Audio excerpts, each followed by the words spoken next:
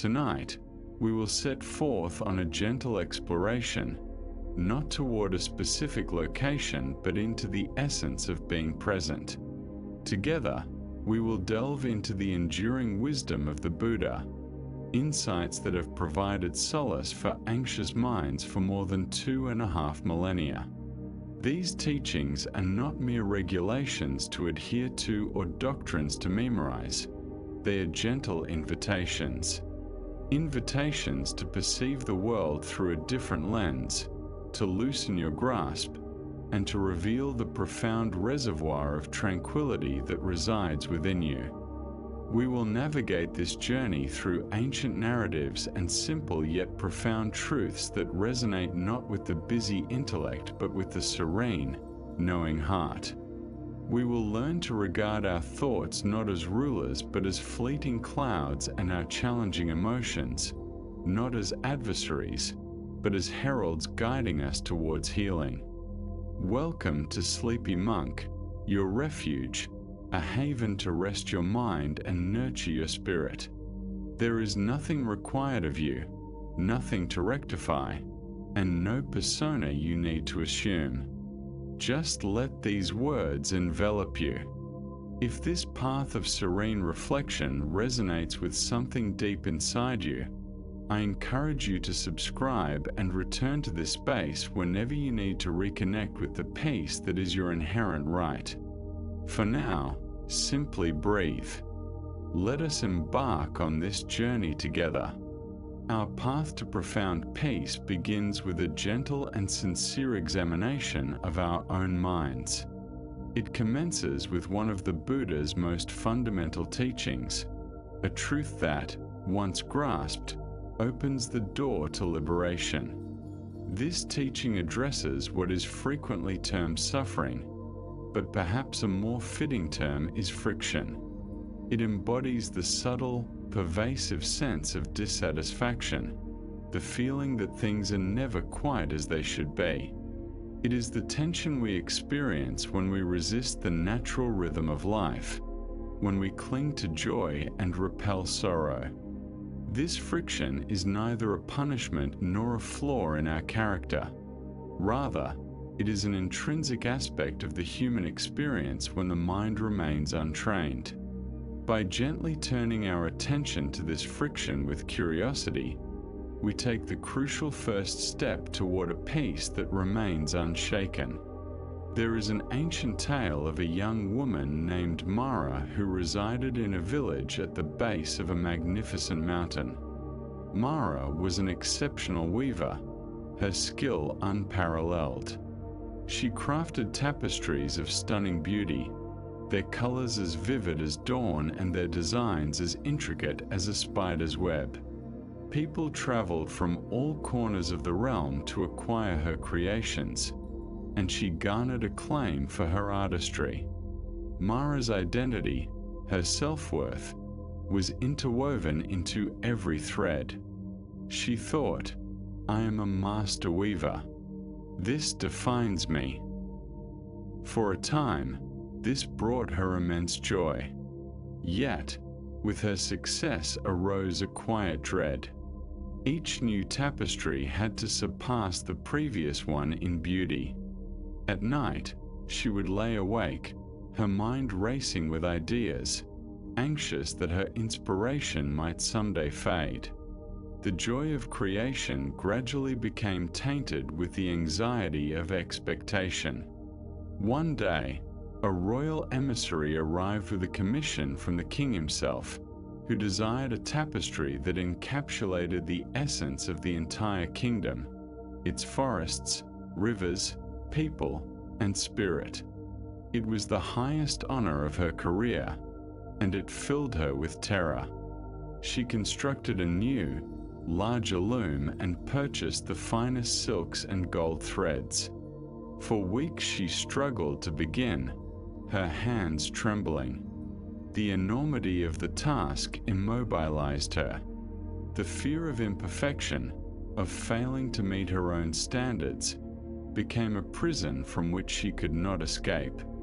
Her loom lay untouched, a testament to her dread.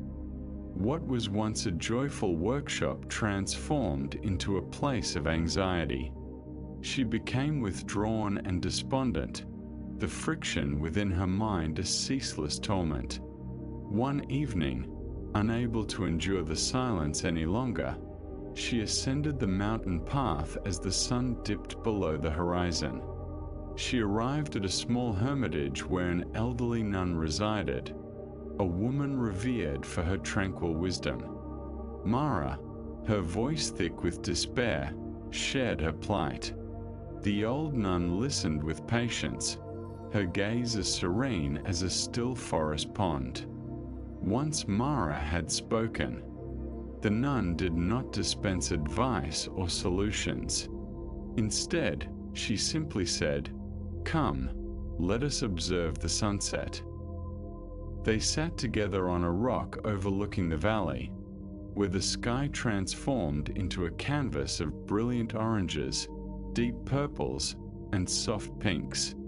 It was breathtakingly beautiful, a masterpiece of light and color shifting with each passing moment. "No one expects the sunset to remain static," the nun remarked gently.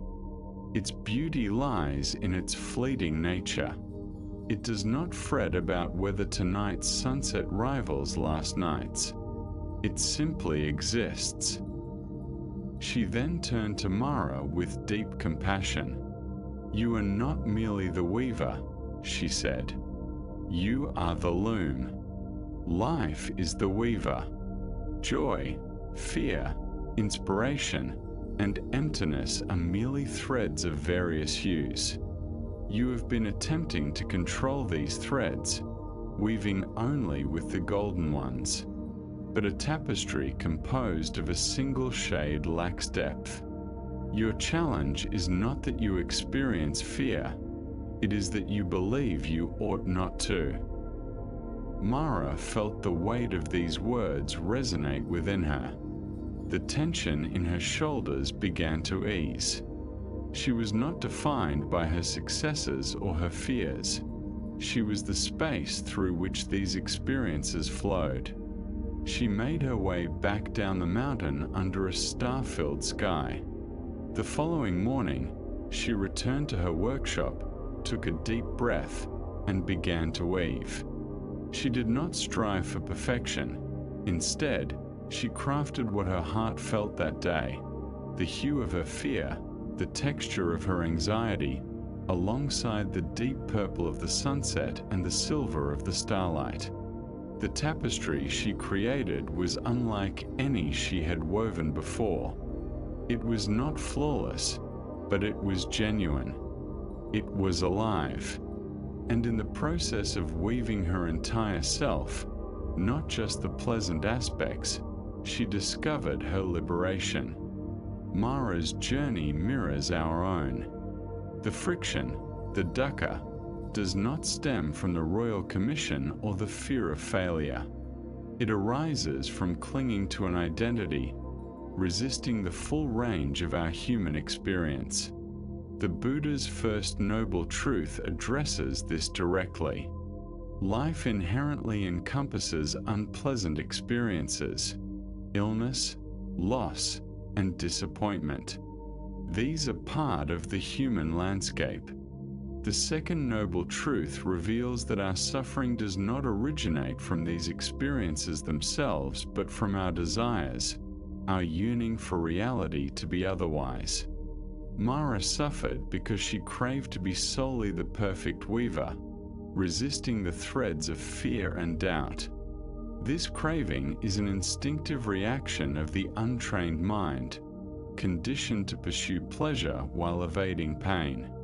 Building our identities often revolves around our achievements and strengths, while we attempt to conceal our weaknesses. This is akin to constructing a dam in the midst of a flowing river. The pressure simply accumulates. The teachings of Buddha present a radical call to cease the construction of such dams.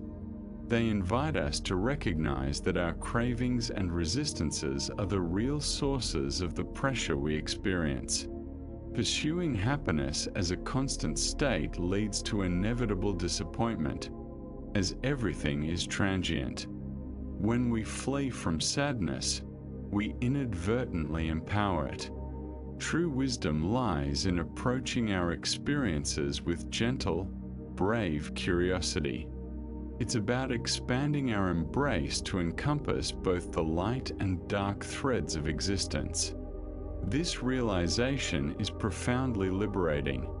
It signifies that the path to our tranquility is not in altering the external world, but in changing our internal perspective. While we cannot halt the flow of life, we can learn to move through it with grace and insight, finding our equilibrium not by resisting the current, but by flowing with it. You don't need to be a master weaver or an ascetic. You can begin right where you are amid your everyday experiences. The initial practice involves simply becoming an observer of the friction within your own mind. When you notice that familiar tension of anxiety, that surge of irritation, or that pang of disappointment, try not to get engrossed in the narrative immediately. Instead, pause.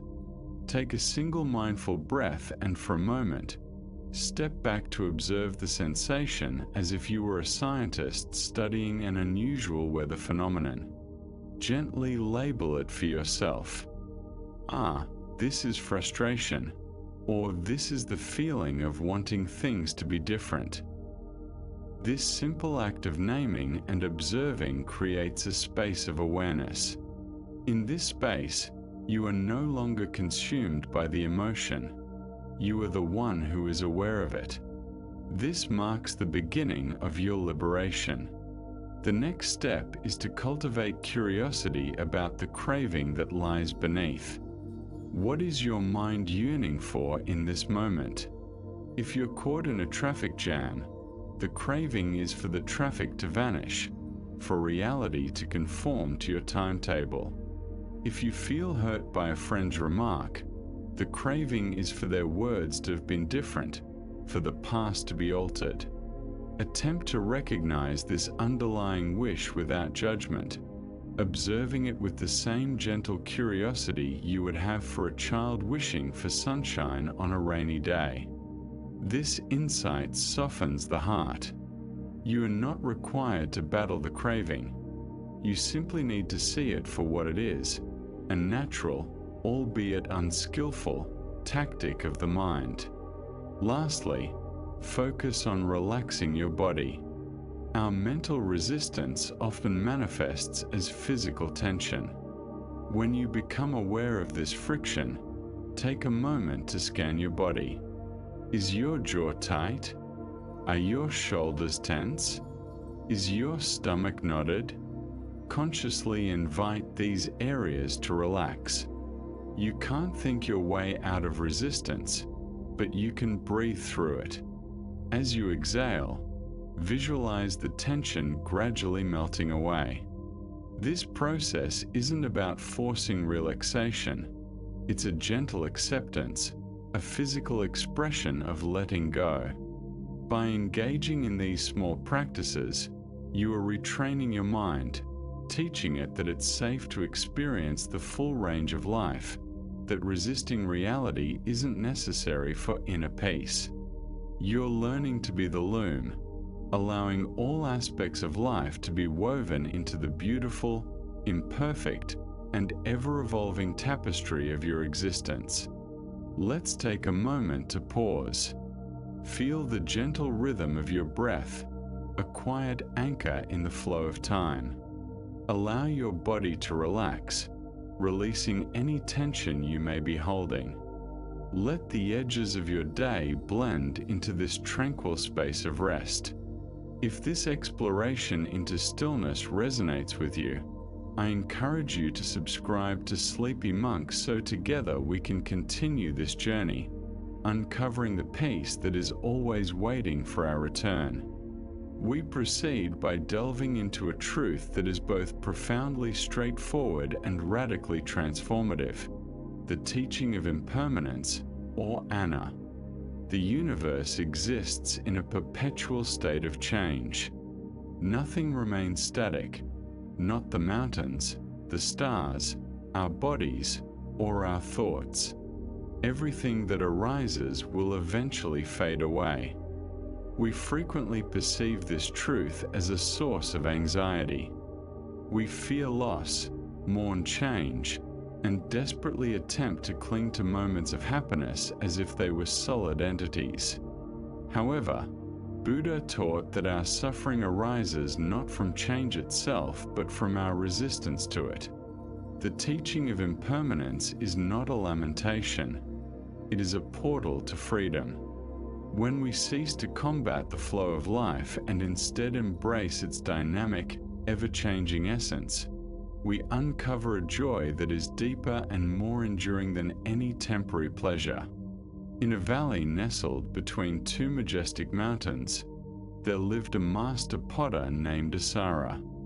Her creations were famous throughout the land for their exquisite beauty and nearly perfect forms.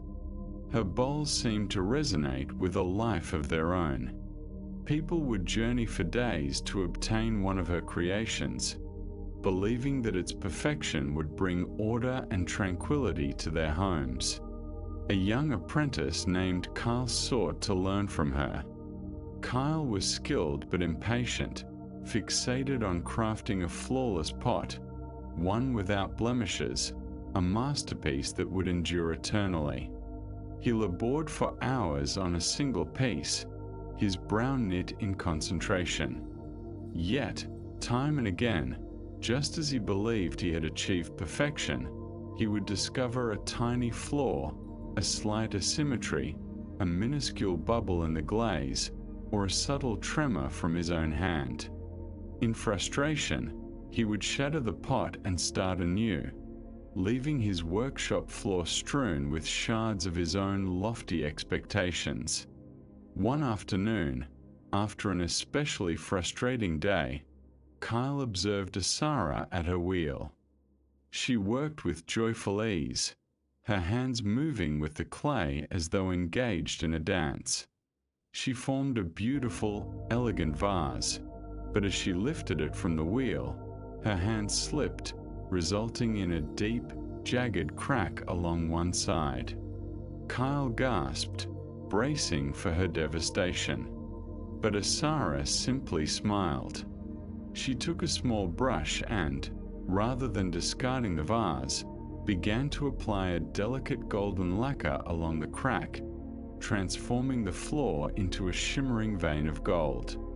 She then placed the vase in a special area of her studio alongside numerous other pieces, each adorned with its own golden repair. The art of kintsugi is the practice of embracing fragility and imperfection. You are attempting to mold a vessel that contradicts its essence. Asara spoke to Kale, her tone warm and inviting. Clay originates from the earth. It is delicate. It is destined to shift, to break, and ultimately return to dust. To resist this is to resist the clay itself. The life of a pot is a journey of metamorphosis. Its fractures narrate its voyage, the heat endured in the kiln, the hands that shaped it, possibly even a fall. These are not indications of failure. They are symbols of a life experienced. She pointed at the vase adorned with a golden line. This imperfection hasn't diminished the vase's allure. It has rendered it one of a kind. It has shared its tale. True beauty, Kale, is not the absence of flaws, but the affectionate acceptance of them. Kale gazed at his own collection of shattered pieces, remnants of his pursuit for an unattainable perfection. He had been striving to create something that existed beyond life, beyond time. Asara was guiding him toward discovering beauty within life's fragility. He lifted two of his fractured pieces, and for the first time, he no longer saw failure but rather a chance. He embarked on the slow, deliberate journey of repair, not to conceal the break, but to honor it. The narrative of Asara and the cracked pot serves as a profound metaphor for the lesson of impermanence. We are all akin to kale, aspiring for a form of perfection and permanence that life cannot provide. We wish for our bodies to remain youthful and healthy, our relationships to exist in unending harmony, and our moments of joy to endure eternally. We perceive life's cracks, our ailments, heartbreaks, and failures as tragedies to be concealed or conquered. Yet, Anika's wisdom teaches us that these cracks are not errors. They are an unavoidable and vital component of our journey. The Buddha's teachings on impermanence invite us to see life as it truly is, a continuous, dynamic flow. Everything we experience through our senses, from our thoughts and emotions to the stars above, is in a state of perpetual change. Attempting to hold on to any of it is akin to trying to grasp a handful of water. The tighter the grip, the quicker it slips away. Our suffering stems from the tension of that grip. When engulfed in a challenging emotion like sorrow or rage, it can feel all-consuming, as if it has permanently become part of our identity. We claim, "I am sad," as if sadness is a solid entity that has displaced our true essence. However, impermanence reminds us that this is a misconception. Sadness is a weather phenomenon passing through the expansive sky of our consciousness. It has a beginning, a middle, and an end. When we remember this, we can approach our pain with less trepidation. We can allow it to exist, recognizing that it, like everything else, will evolve. This insight also transforms our relationship with joy.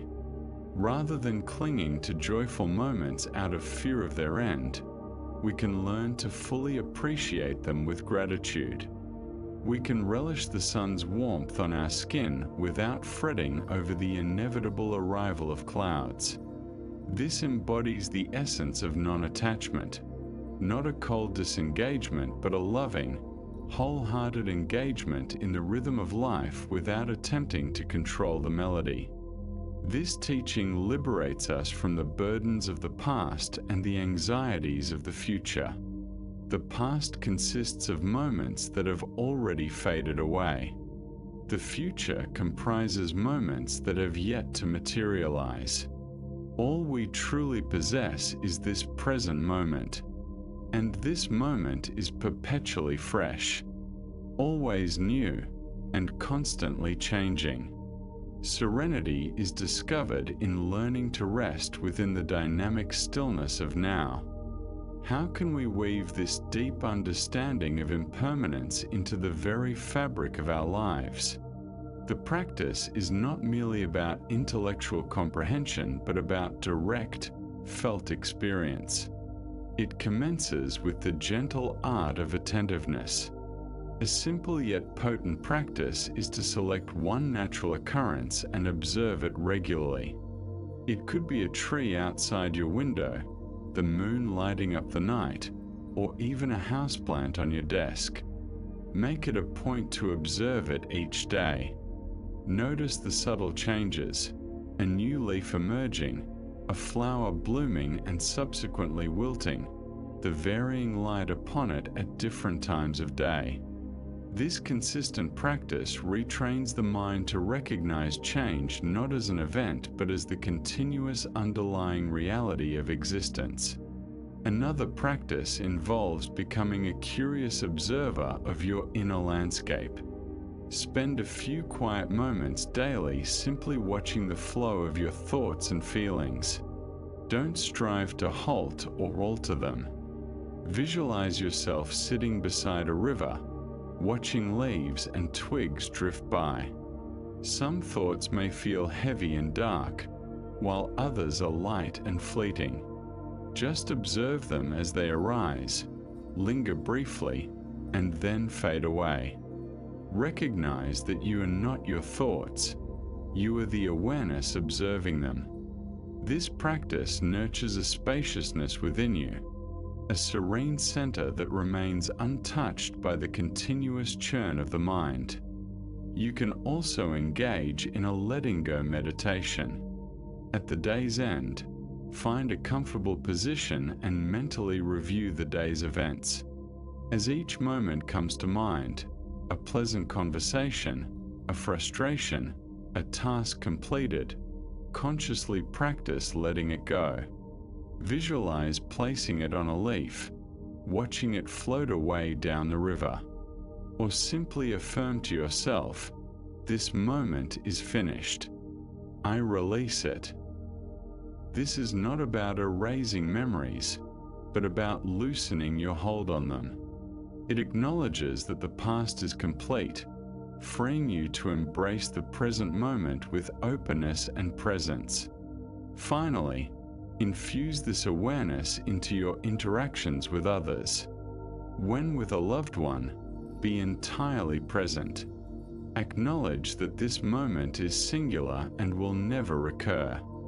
This realization imbues your relationships with a preciousness and tenderness often overlooked when we take things for granted. When you understand that everything and everyone is transient, you naturally begin to love more fully, forgive more easily, and appreciate the extraordinary gift of sharing this fleeting journey with others. You learn to honor the cracks in yourself and in those you cherish as the beautiful golden seams that narrate the story of a life fully embraced. Let's take a moment here. Inhale slowly and deeply. Allow the air to fill your lungs entirely, then release it with a soft sigh. Embrace the sensation of your body gently sinking further into the surface below.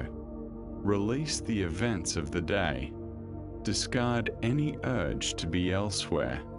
In this tranquil moment, you are present, and that is sufficient. We now focus our introspection on one of the most profound and liberating teachings of the Buddha, the concept of anatta, or non-self.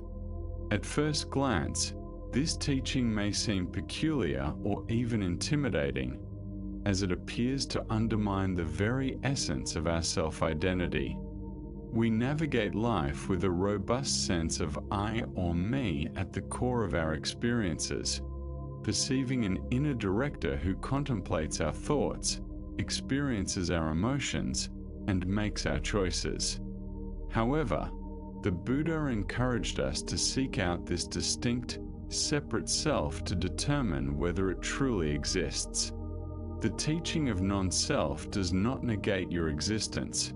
Rather, it offers an opportunity to uncover a more expansive, interconnected, and joyful way of being, free from the burdensome weight of a rigid identity. In a monastery celebrated for its serene gardens, a monk named Jaewayan struggled with an incessant inner critic. His mind was a continuous flow of self-reproach. My meditation isn't profound enough. I'm not as compassionate as the other monks. Enlightenment seems out of reach for me.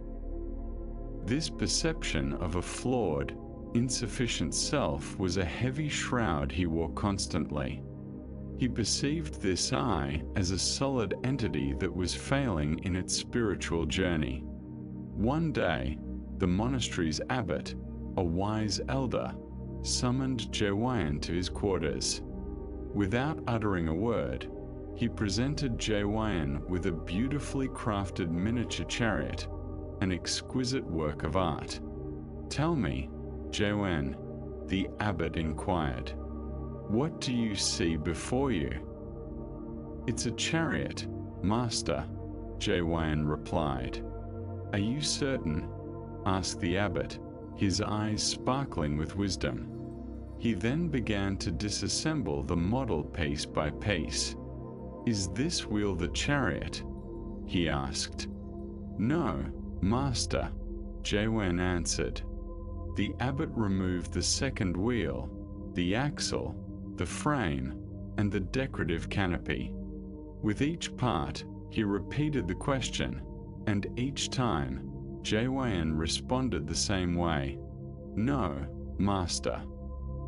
Soon, every component of the chariot lay scattered on the floor. "So, where is the chariot now?"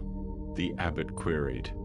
"The chariot," Jaewen said slowly, a look of dawning understanding crossing his face, "is not a singular entity. It's a transient assembly of parts functioning together. It's merely a label we assign to a process." The abbot beamed a deep, knowing smile. "And so it is with the self you are so troubled by," he remarked. "You search for this I that is inadequate, this Jaewen who falls short. But where is he? Is he your body? Your body is in constant flux, composed of parts that aren't you. Is he your thoughts? Your thoughts drift like clouds, appearing and vanishing. Are they you? Is he your emotions? Your feelings fluctuate like the weather. Are they you?" He gestured to the disassembled components on the floor. "What you refer to as self is akin to this chariot. It's an assemblage of changing processes: body, feelings, perceptions, thoughts, and consciousness. We label this collection, craft a narrative around it, and then mistakenly perceive that label as a solid, unchanging entity. Yet, no permanent I exists in the driver's seat, only the unfolding process of life." Jaewen sat in stunned silence, feeling the weight of his self-judgment begin to lift. If there was no fixed failing self, then who was the one failing? The inner critic's voice grew fainter, akin to the hollow declarations of a monarch without a realm. He was not a failure. He was a process, and a process cannot fail. It can only unfold. The abbot's lesson to Jaewen strikes at the heart of the teaching of non-self. We expend so much energy constructing, refining, and defending our sense of self. We build it from our memories, achievements, roles, relationships, and beliefs. We dwell within this self-created identity as if it were a fortress. Yet, this fortress also acts as a prison. It confines us, rendering us rigid and fragile, as any threat to our identity feels like an assault on our very existence. The teaching of non-self serves as the key that unlocks this prison door. It unveils that what we perceive as a solid, unchanging self is, upon closer examination, an illusion. It is a beautiful, intricate, ever-evolving process, not a static entity. The Buddha identified 5 components of this process known as the 5 aggregates or skandhas. These comprise form, our physical body, sensations, our sensory experiences, perceptions, our mind's interpretations of those sensations, mental formations, our thoughts, emotions, and habits, and consciousness, the fundamental awareness of the other 4. He urged us to scrutinize each of these aggregates and pose the questions: is this permanent? Is this truly me? Can I exert complete control over this?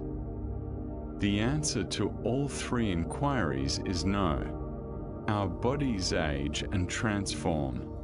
Our feelings are unpredictable. Our thoughts flow chaotically.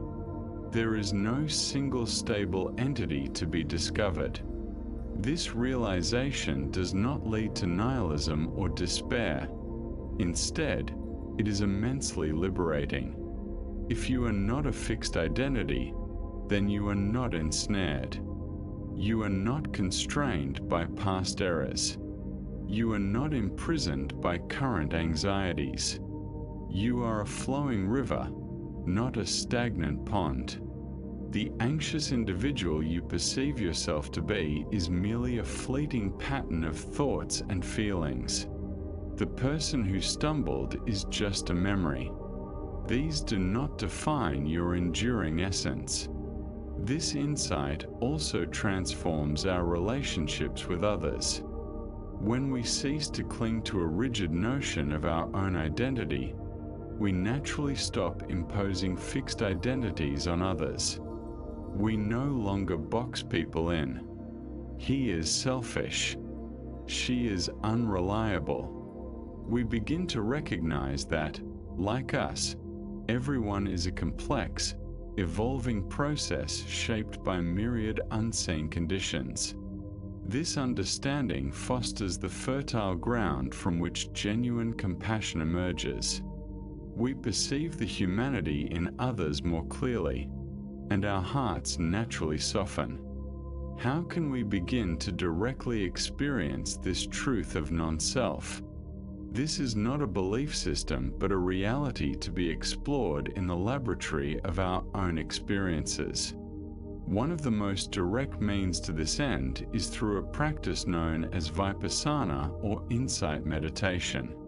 The essence of this practice lies in observing the 5 aggregates in action. Find a comfortable position to sit, and for a few moments, simply direct your awareness to your body.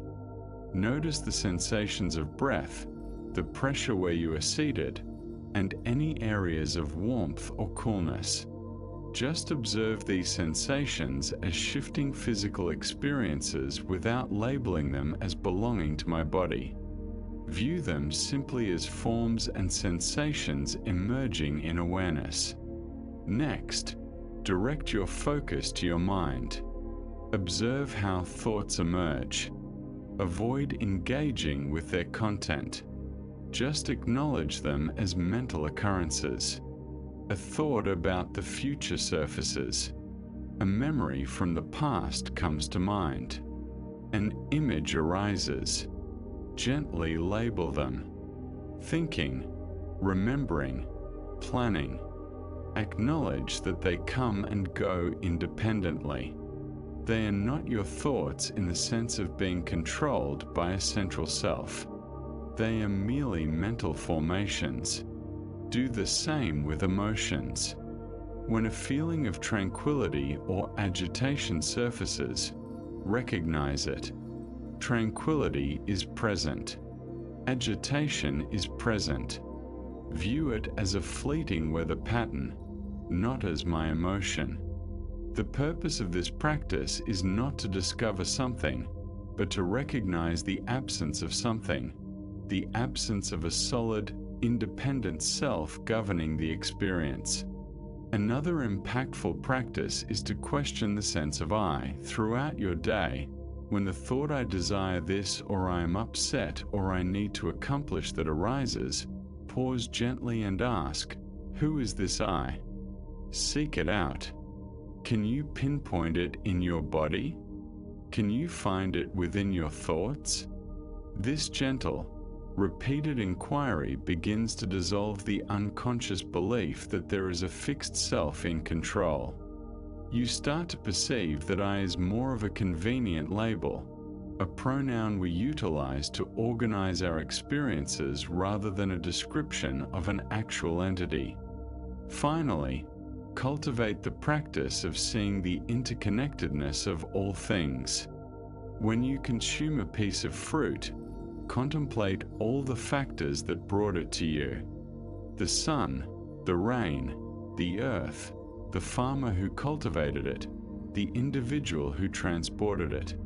Understand that the fruit is not a separate entity but a manifestation of the entire universe.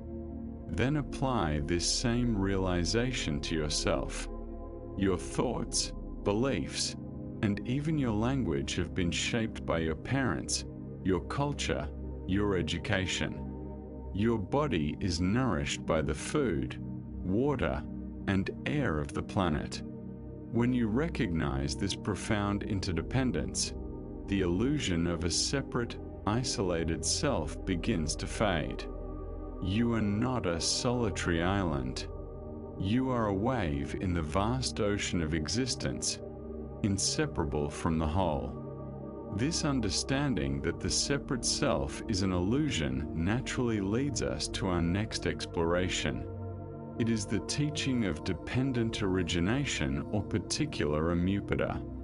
This beautiful and profound doctrine sheds light on the very fabric of reality, showing us that nothing, absolutely nothing, exists in isolation. Everything arises in dependence on other factors. Every object, every person, every thought, every moment is a convergence of countless causes and conditions. Recognizing this truth doesn't merely alter our thinking, it dismantles the very roots of alienation and loneliness, giving rise to a deep and unwavering compassion. There is a story about a solitary monk named Silla who retreated to a distant cave in the mountains to deepen his meditation. He sought a peace that was entirely his own, untainted by the chaos and noise of the world. He believed that by isolating himself, he could attain a pure and independent state of enlightenment. For his daily sustenance, he received a single bowl of rice, which a villager would quietly leave at the entrance of his cave each morning. One day, as he readied himself to eat, he examined the small white grains in his bowl closely. His teacher's words resonated in his mind. Look deeply at any one thing, and you will see the whole universe. Silla decided to give it a try. He directed all his attention to a single grain of rice. Initially, he perceived it merely as a tiny white object, but as his mind calmed, his vision expanded. He envisioned the farmer who had planted the rice seed, his back bent under the scorching sun, his hands calloused from labor. He saw the rich, dark earth that nurtured the seed and the monsoon rains that had watered it, rains that had traveled as clouds from a distant ocean. He visualized the sun, a blazing star millions of miles away, whose light was crucial for the rice stalk to flourish. He recognized the individuals who harvested the rice, those who milled it, and the one who transported it to the market. He saw the villager who, through an act of quiet generosity, cooked the rice and brought it to his cave. He envisioned the potter who crafted his simple clay bowl and the fire that solidified it. He continued to observe and realized that the farmer could not have worked without the food he consumed, which was cultivated by other farmers. The rain could not have formed without the ocean, and the ocean could not exist without the rivers. Everything was interconnected. His simple bowl of rice contained the sun, the clouds, the earth, and the labor and kindness of countless individuals. It was a universe in miniature. In that moment, Silla's sense of isolation shattered. His pursuit of a separate, independent peace suddenly appeared absurd. He understood that even in his secluded cave, he was not alone. He was profoundly, inextricably linked to everything and everyone. His sustenance, his body, his very breath were gifts from the world he had tried to escape.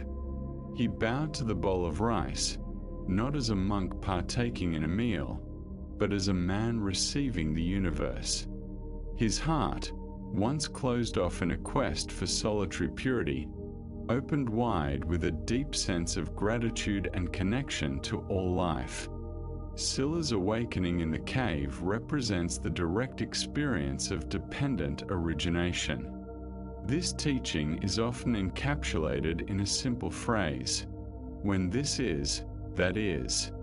When this is not, that is not. When this arises, that arises. When this ceases, that ceases. It signifies that nothing has a fixed, independent existence. Everything is a transient manifestation of an infinite web of causes and conditions. Just like Scylla's grain of rice, you in this very moment are a convergence of the entire cosmos.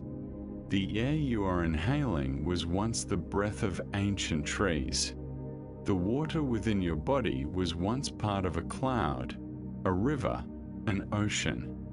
Your thoughts and language are influenced by generations of ancestors, writers, and thinkers you have never encountered. The illusion of being a separate self is one of the primary sources of our suffering. It engenders feelings of loneliness, rivalry, and fear. We perceive ourselves as fragile individuals pitted against a vast and indifferent world. Yet, dependent origination exposes this boundary as a fabrication of the mind. There is no me apart from the world. You are a manifestation of the world. This understanding forms the basis of genuine compassion, the interconnectedness of existence.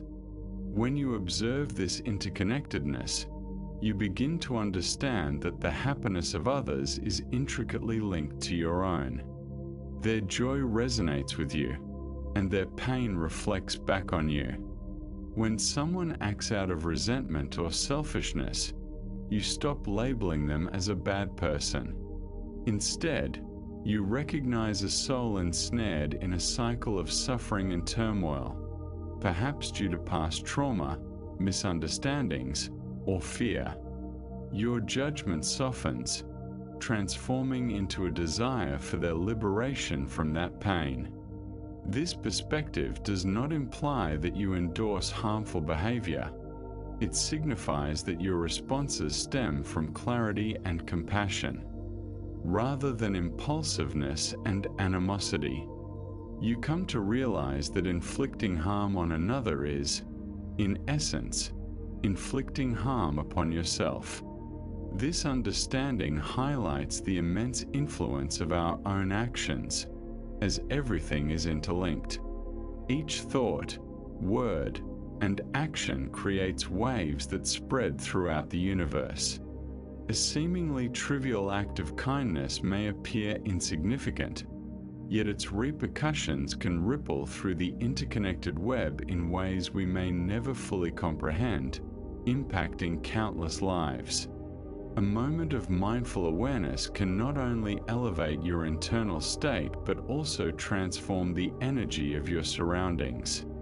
We are not mere byproducts of circumstances. We actively co-create our world with every passing moment. To integrate this profound wisdom of interconnectedness into your being, you can emulate the monk Scylla's practice of deep observation. This practice is not a formal meditation, but a method of engaging with the world through fresh perspectives. Start with your meals. Before you indulge in your next dish, take a brief pause. Gaze at the food on your plate and reflect on its journey to reach you. Consider the earth, the sun, the rain, and the hands that cultivated, harvested, transported, and prepared it. Silently express gratitude for these interconnected elements that now provide you with sustenance. This simple, regular practice transforms the act of eating from a mechanical routine into a sacred communion with life. Expand this practice to the objects surrounding you. Observe the chair beneath you or the garments adorning you. Contemplate the tree that yielded the wood, the cotton that formed the thread. Think of the designers, factory workers, and truck drivers involved. Recognize how this ordinary object serves as a nexus for a global network of energy and effort. This practice diminishes the mundane and unveils the extraordinary within the commonplace. The most challenging yet rewarding application of this deep observation involves people, especially those you find difficult. When feelings of frustration or anger arise towards someone, pause. Rather than fixating on their annoying actions, strive to understand the unseen circumstances that may have shaped them. What was their childhood like? What fears or insecurities might be influencing their behavior? What unseen pressures are they facing? This reflection is not about justifying their actions, but rather acknowledging their humanity in a more complete manner. It is a compassionate act that allows you to respond with wisdom rather than react out of anger. Lastly, pay attention to the co-arising in your own experiences. Notice how certain thoughts can elicit physical sensations. Observe how sleep deprivation affects your mood. Recognize how a simple kind word can alter your bodily chemistry. Understand that your internal world is also a web of interdependent origins.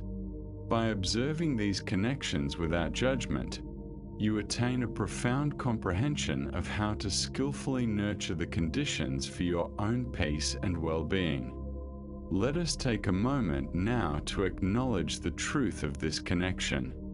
Feel the air filling your lungs, a gift from the expansive atmosphere. Feel the ground beneath you, a gift from the ancient earth. You are supported. You are part of this magnificent web.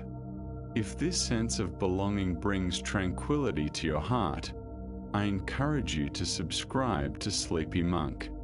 Together, let us delve deeper into these quiet truths.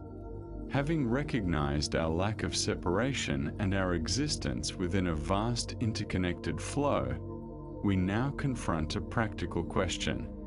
How do we navigate this flow? The Buddha's response is elegantly simple. We tread the middle path. This is not a route of compromise or mediocrity. It is a dynamic and intelligent balance that steers clear of the two extremes that cause so much suffering. The extreme of hedonistic indulgence and the extreme of harsh self-denial. It is the path that balances grasping and aversion, maintaining a hold that is neither too tight nor too loose. The middle way embodies the art of living with wisdom and grace, establishing a sacred center in every facet of our lives. The narrative of the middle way mirrors the Buddha's own journey. Prior to his enlightenment, he lived as Prince Siddhartha, enveloped in unimaginable luxury. Surrounded by beautiful palaces, fine attire, and exquisite food, he was shielded from any side of suffering. He existed in the extreme of indulgence, pursuing happiness through pleasure. Yet, despite having it all, he experienced a profound spiritual emptiness. He realized that this form of happiness was fragile, reliant on external conditions and incapable of leading to lasting peace. Consequently, he left the palace and swung to the opposite extreme, becoming a wandering ascetic who practiced severe self-denial. He fasted to the point of emaciation, slept on beds of thorns, and held his breath for extended periods, believing that by punishing his body, he could liberate his spirit. For 6 years, he pushed his body to the brink of death, yet enlightenment remained elusive. Instead, he grew weak, and his mind became clouded. One fateful day, while collapsed by a river and nearing death, he heard a musician on a passing boat instructing a student on how to tune a sitar. The musician explained that the string must not be too tight, or it will snap, nor too loose, or it will produce no sound. The perfect note is found in the middle. At that moment, Siddhartha experienced a profound revelation. His entire spiritual quest had mirrored the process of tuning that sitar.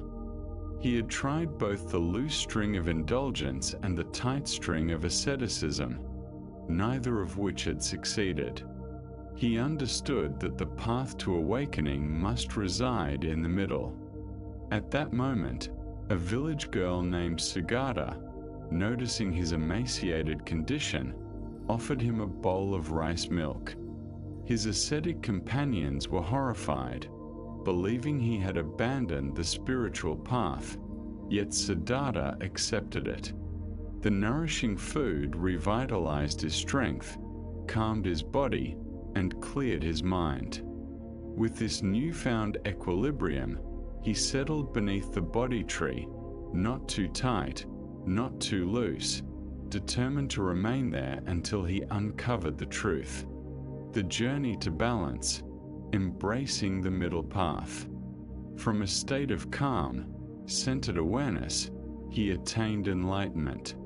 The Buddha's journey illustrates that tranquility is found away from extremes.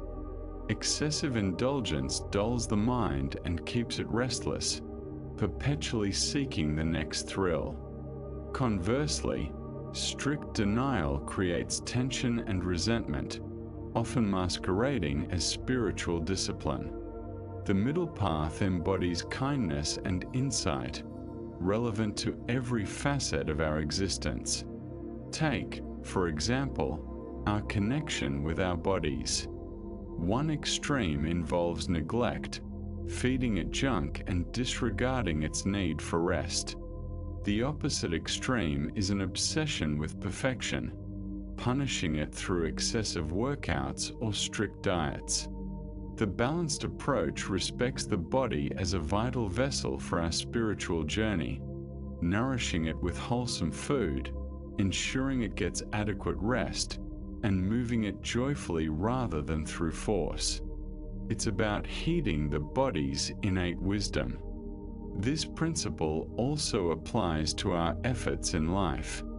At times, we may push ourselves relentlessly, driven by ambition or fear, leading to burnout. This represents the tight string. Other times, we may fall into laziness and procrastination, shying away from any challenge. That's the loose string. The middle path encourages right effort, a balanced, sustainable energy. It's about recognizing when to push forward and when to ease up. It's working diligently but without frantic pressure, and resting with intention without guilt. This equilibrium isn't static. It's a dynamic dance we learn to navigate moment by moment. The middle way also informs our emotional experiences. We can oscillate between suppressing our feelings, denying or numbing them, and indulging in emotional overflow, becoming overwhelmed by every mood. The balanced approach is mindfulness, being present with our emotions, whether joy, sadness, or anger, without pushing them away or letting them engulf us. We acknowledge our feelings, allow them space, and observe them calmly as one would watch the weather shift in the sky. This represents the art of neither clenching nor loosening our hearts excessively. To tread the middle way is to master the art of living. It demands ongoing awareness and gentle self-correction. The first practical step is to nurture the ability to listen inward. Before eating, ask your body, what does it truly need for nourishment? Before diving into a new project, reflect, do I have the energy for this, or do I need to rest? Before engaging in dialogue, inquire, what is the most balanced and kind response here? This inner dialogue serves as your compass towards the middle way, transitioning from a life dictated by rigid rules to one informed by adaptable wisdom. Another practice involves recognizing your patterns of extremism. Are you overly critical of yourself or excessively lenient? Do you drive yourself toward burnout, or do you avoid effort altogether? Simply observe your tendencies without judgment. Awareness is the foundation for discovering a more balanced approach. For instance, if you notice a propensity for harsh self-critique, a tight mindset, consciously practice compassion. When the inner critic surfaces, soften your stance and remind yourself, it's okay. I'm doing my best. If you find yourself prone to procrastination, a loose mindset, take one small, gentle step toward your goal, breaking tasks down to reduce overwhelm. Extend this practice to your spiritual life as well. Some days, meditation may feel effortless and blissful, while other days, your mind may be restless, making it hard to sit for even a minute. The balanced approach is to show up consistently with kindness. Avoid grasping at blissful experiences or despairing when practice becomes challenging. Simply offer your gentle attention for 5 minutes or an hour. What matters is your intention and the balanced effort, not the outcome. Finally, remember the metaphor of the sitar string. Throughout your day, periodically check in with yourself to ask, am I too tense or too relaxed right now? This inquiry can apply to your posture, breathing, grip on a steering wheel, or your approach to a problem. Often, you may find you are holding on too tightly. In those moments, consciously exhale and relax, releasing the tension. This continuous gentle fine-tuning is the essence of the middle way, enabling us to create harmonious melodies with our lives. Let's take a moment to breathe into this feeling of balance. Experience your breath, neither forced nor shallow, but just right. Feel your body, not rigid or slumped, but gracefully present.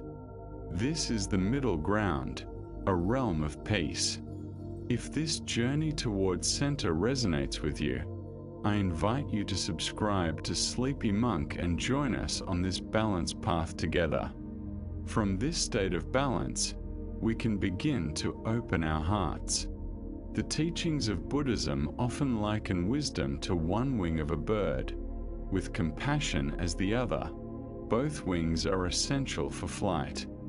We now delve into the practice of metta, or loving kindness.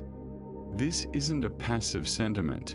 It's the deliberate cultivation of unconditional goodwill, a radiant warmth we can extend to ourselves, to others, and to all of existence. Metta serves as a powerful remedy for anger, resentment, fear, and self-criticism. It's the act of nurturing the heart's garden so that kindness can flourish. In a small forest monastery, there lived a monk named Vimal. He was committed to his studies and disciplined in meditation, yet his heart was hardened. He quickly found faults among fellow monks. One was too loud, another too lazy, and a third too prideful. Most harshly, he criticized himself. Every mistake in his practice was met with an avalanche of internal judgment. His mind became a battlefield, leading to exhaustion and bitterness. One day, his gentle teacher summoned him. "Vimal," he said, "your mind resembles a parched field where nothing flourishes. You irrigate it only with the salt of judgment. Henceforth, you will set aside your other studies. Your sole practice will be this: take a small, smooth stone, and for 1 hour each day, walk the forest path while repeating the words, 'May I be happy. May I be at peace.'" Vimal considered the instruction foolish. "How can repeating empty phrases assist me?" he questioned. "I require more discipline, not less." The master, with a gentle demeanor, responded, "The rigidity of your heart is your greatest obstacle to discipline. Simply follow my guidance." With some reluctance, Vimal initiated the practice. In the beginning, he felt absurd. He whispered the words through gritted teeth, his mind rebelling against the effort. The phrases seemed deceptive. Joyful, "I am unhappy." Serene, "I am in turmoil." He experienced no tenderness, only annoyance. However, he had made a promise to his teacher. Thus, he persevered. After a week, a subtle transformation began. One afternoon, while walking, he spotted a small deer with its fawn. The mother deer was so gentle, nurturing her young with care. A faint but warm sensation stirred in Vimal's heart. When he repeated the phrase, "May I be happy," it felt a bit less false. He persisted with his practice. He began to notice the small details around him, the sunlight streaming through the leaves, the earthy scent of the damp soil, the gentle sound of a distant brook. One day, he witnessed another monk stumble, dropping a load of firewood. Vimal's initial reaction was to label him as clumsy. Yet, unexpectedly, a new thought emerged. May he find ease. It was a quiet sentiment, but it was there. He approached and assisted the monk in collecting the wood, and for the first time, he met his gaze and shared a sincere smile. His primary focus remained on himself. May I find happiness. May I discover peace. The phrases became more fluid, less strained. A sliver of the tranquility he sought began to manifest. He recognized that for years, he had treated himself as an adversary. This practice marked the first instance of actively extending kindness to himself. The rigidity within him, akin to a frozen river in spring, began to thaw. One day, the master observed him sitting by the stream, no longer clutching a stone, merely watching the water flow. Vimal's expression was soft, his eyes clear. "The land is no longer dry, is it?" the master inquired. Vimal bowed, his heart brimming with quiet, warm gratitude. "No, master," he replied. "The rain has finally arrived." Vimal's journey highlights the life-changing potential of metta practice. It serves as a form of mental conditioning that restructures our habitual responses of anger, judgment, and fear. The Buddha taught that just as a farmer nurtures the land to cultivate crops, we can nurture our hearts to foster positive states of love, compassion, joy, and equanimity. Loving kindness is the foundational practice. It embodies a genuine wish for the well-being of another without expecting anything in return. It is a love that is unwavering and limitless. Importantly, this practice traditionally begins with self. This is not an act of selfishness. We cannot extend to others what we do not possess ourselves.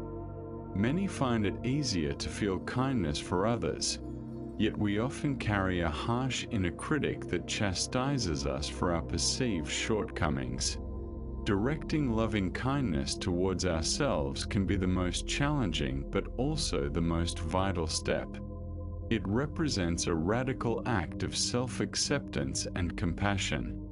It heals the inner wounds that lead us to lash out at the world. When we can embrace ourselves with gentleness, we naturally cultivate more patience and understanding for others. The metta practice then gradually expands outward. After establishing a foundation of kindness towards ourselves, we think of a loved one or a benefactor, someone for whom we easily feel warmth, and we extend the same wishes to them. Next, we think of a neutral person, someone we encounter in our daily lives without strong feelings, like a shopkeeper or a bus driver. This step broadens our capacity for kindness beyond our immediate circle. The most difficult step is to extend loving kindness to someone challenging, someone we have conflicts with or harbor resentment towards. This is not about condoning their actions or forcing ourselves to like them. It is a deep practice of releasing the toxicity of our own anger for our own benefit. It involves acknowledging their humanity and wishing for them to be free from the suffering that drives them to harm others. Ultimately, the practice expands to embrace all beings everywhere, without exception. This expansive intention helps dissolve the final boundaries of us versus them, connecting us to the entire web of life with a spirit of universal love. Metta transcends mere meditation. It is a way of living. It transforms how we communicate, listen, and act in the world. To begin nurturing loving kindness, you don't require a special stone or a forest trail. All you need is a quiet moment and an open heart. Find a comfortable position where you won't be disturbed for a few minutes. If it feels right, close your eyes. First, focus your awareness on your own being. You might gently place a hand on your heart as a gesture of warmth and gentleness toward yourself.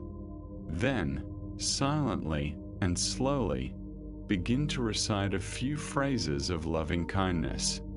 The traditional phrases are, "May I be safe," "May I be happy," "May I be healthy," "May I live with ease."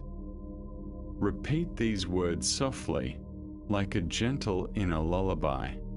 Don't be concerned if you don't feel an overwhelming wave of emotion. The goal is not to force a feeling, but to plant a seed. The intention behind it is what truly matters. If your mind wanders, gently bring it back. If feelings of unworthiness or resistance arise, simply acknowledge them with kindness. You can even say to that feeling, "May you also find peace."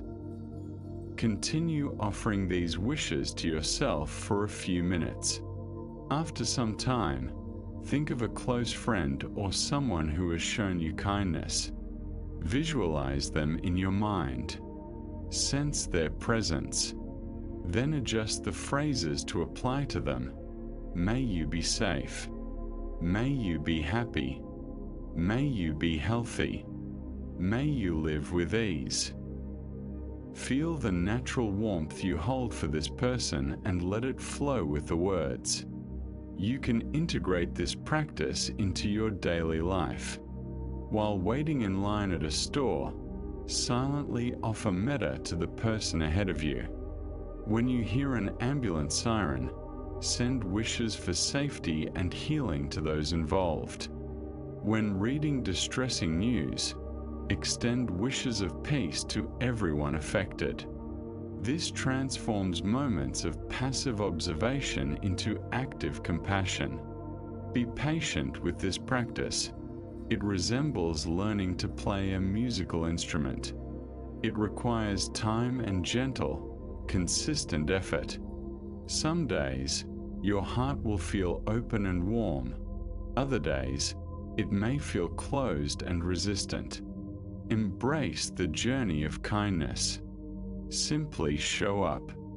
Nurture the seed of kindness every single day and have faith that, over time, your inner world will flourish with a warmth that can cradle both yourself and the entire universe in unwavering love.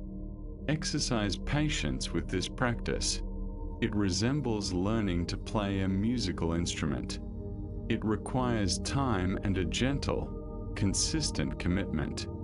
Some days, your heart may feel open and warm, while on others, it might feel shut off and resistant. That's perfectly fine. Simply show up.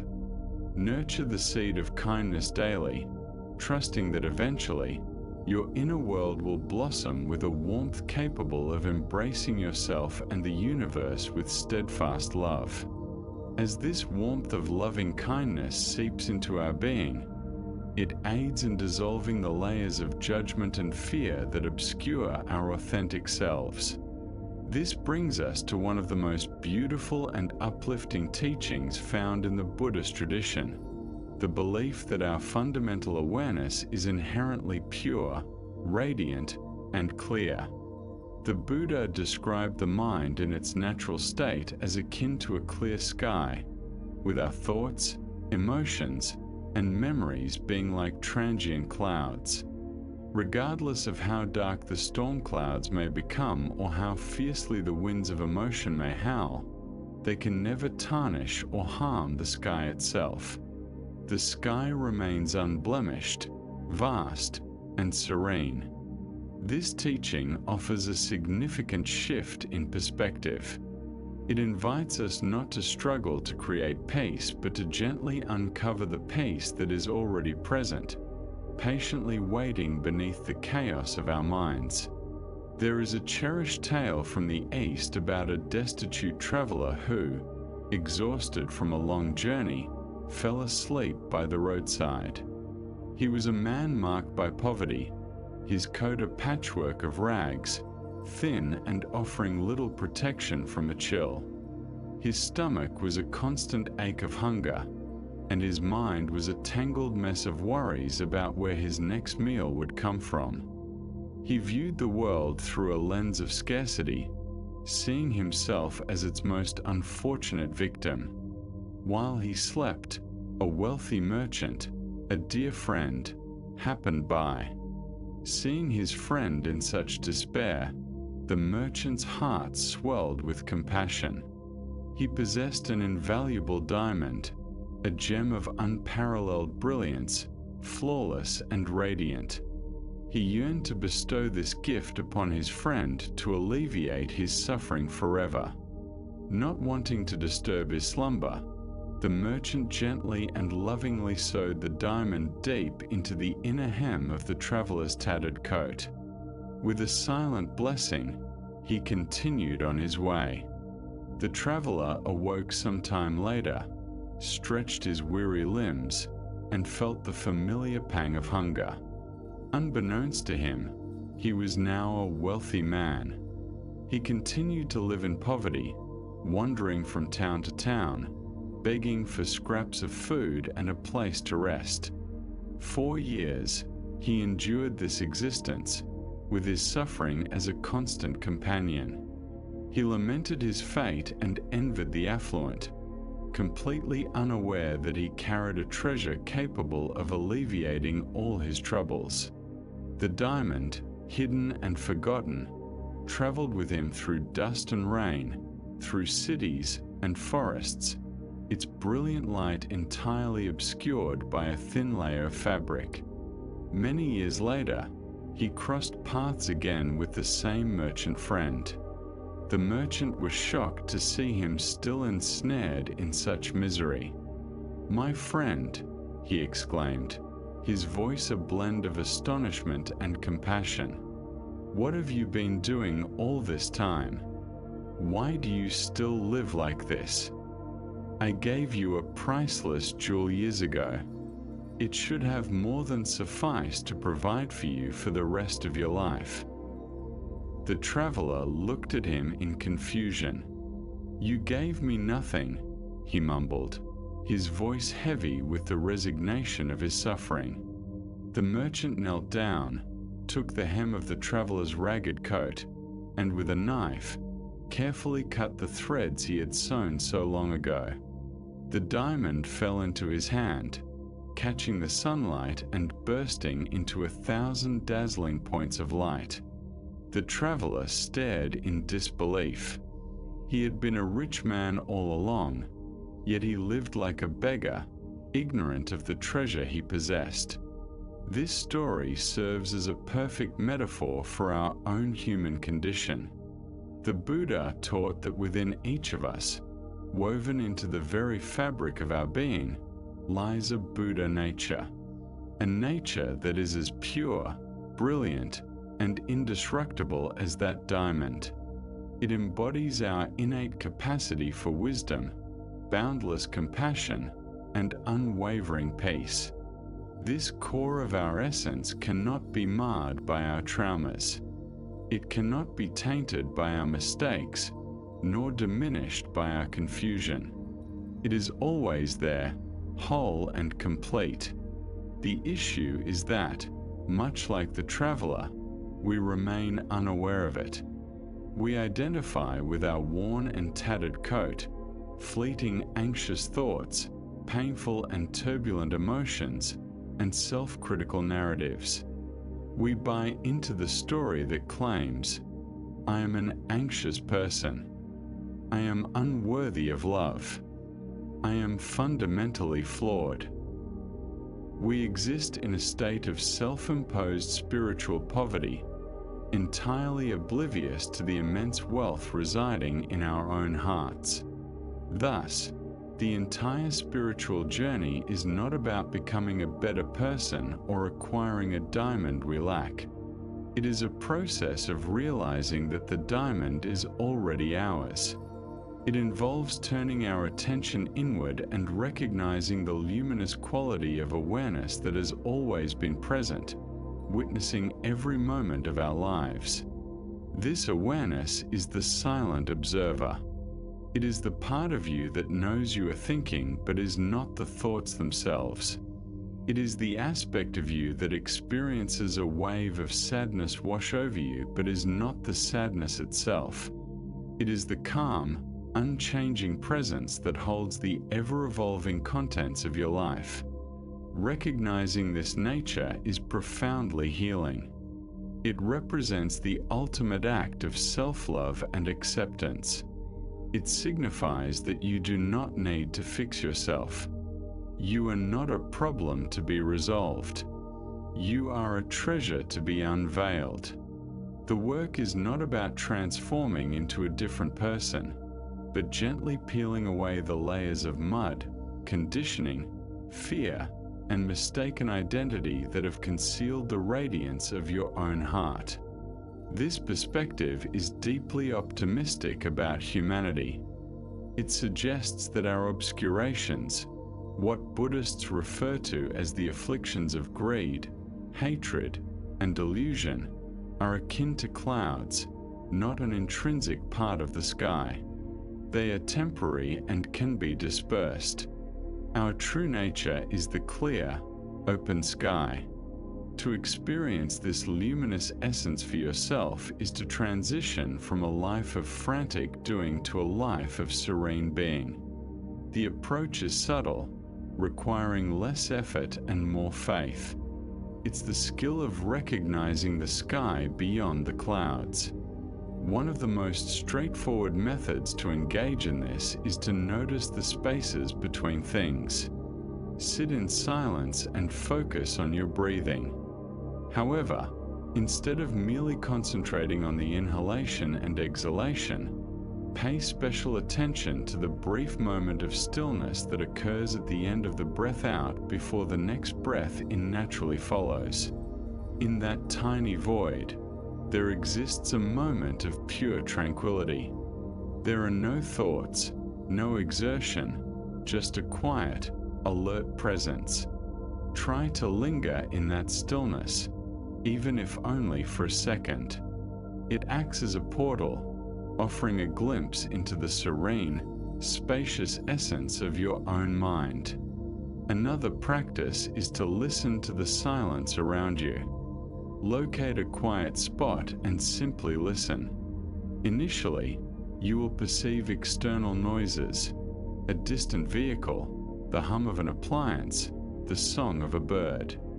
These sounds comprise the foreground. But can you tune into what lies beneath them? Can you recognize the expansive silence that encompasses all these sounds? That silence is not an empty void. It is a vibrant, full presence. It serves as the canvas for all sounds. Your awareness resembles that silence. It embraces all the noise of your thoughts without being disturbed or defined by them. Strive to rest as that silent, listening presence. Another potent practice involves gently questioning yourself throughout the day. Who is aware, or what is aware at this moment? When you perceive a tree, hear a sound, or entertain a thought, you can softly redirect the question back to itself. What is this quality of knowing? What is the awareness that is experiencing this? Avoid seeking an answer in words or concepts. The mind may instinctively respond, "I am aware." But then you could ask, and who is aware of that thought? Instead, aim to feel into the direct experience of awareness itself.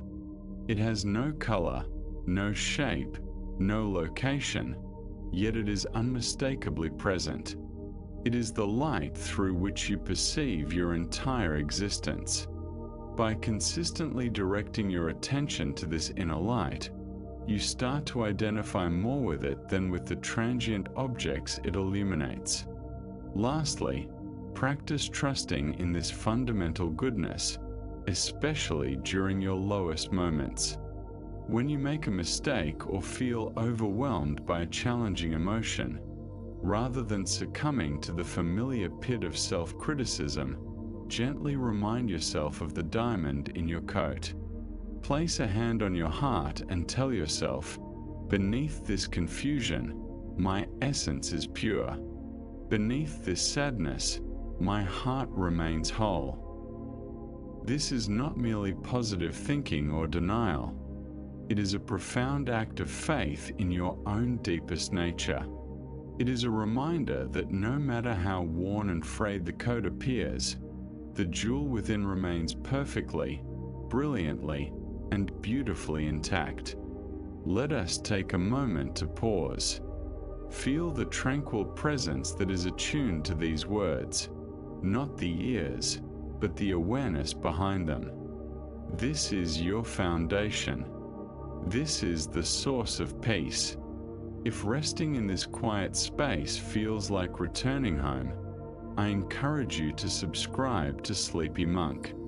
Let us continue this journey of rediscovering our inner treasure together, to unearth the luminous mind that resides within. To locate the diamond in the coat, we require a clear and steady tool. That tool is mindfulness. While we have alluded to mindfulness throughout our journey, it is so integral to the path that it warrants its own in-depth examination. Mindfulness, or sati, is the art of intentionally paying attention to the present moment without judgment. It is the simple yet profound practice of awakening from the dream of our compulsive thinking and arriving fully in our lives as they unfold right here and right now. It is often paired with its essential companion, concentration or samadhi, which is the ability to maintain our attention steady and collected once we have focused it. Mindfulness and concentration are the two wings of a bird, enabling us to soar into the clear sky of our own awareness. Imagine a skilled archer preparing to shoot an arrow at a distant target. The crowd surrounding her is murmuring. The wind is blowing, and the memory of a previous miss lingers at the edge of her mind. Yet to succeed, she must immerse her entire being in this singular present moment. Her breath must be deep and calm, her body relaxed yet firm, her gaze soft yet resolute. If her mind wanders to the past, to the memory of that miss, a subtle tension will creep into her arm, causing the arrow to veer off course. If she becomes anxious about the future, whether it be the glory of hitting the target or the shame of failing, her focus will waver and her aim will falter.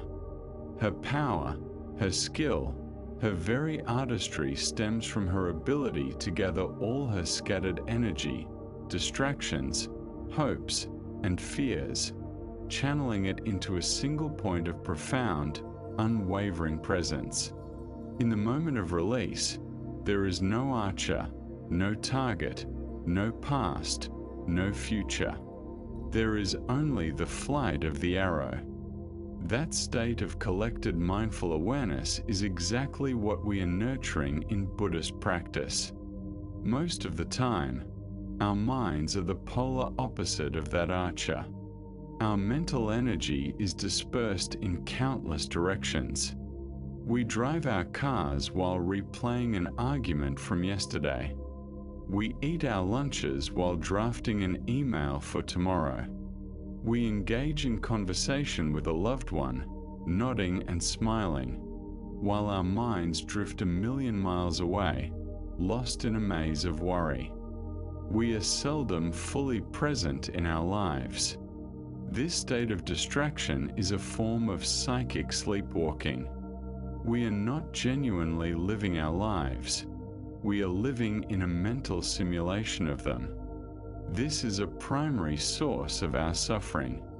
It robs us of the richness and beauty of the present moment and fuels our anxiety as our minds endlessly churn through problems that are either long resolved or have yet to occur. Mindfulness is the gentle but firm practice of awakening from this dream. It involves redirecting our attention from the scattered realms of past and future and anchoring it in the tangible reality of the now. The practice of mindfulness is at the heart of Buddhist meditation. It is the training that enables us to observe the workings of our own minds with compassionate clarity rather than being helplessly swept away by them. When you are mindful, you begin to view your thoughts as just thoughts, passing mental events akin to clouds in the sky, not as absolute truths or direct commands. You can observe a surge of anger rising within you, and instead of immediately identifying with it and reacting impulsively, you can simply acknowledge, anger is present. This creates a vital moment of awareness, a sacred pause. Within that space lies freedom. In that moment, you have the power to respond with wisdom and kindness rather than react without thought. This is how we start to disentangle ourselves from our most harmful habits. Mindfulness is also deeply compassionate. The key is to observe without judgment. This aspect is critical. Often, we are our harshest critics. When we attempt to meditate, our thoughts may say, "You're doing this incorrectly.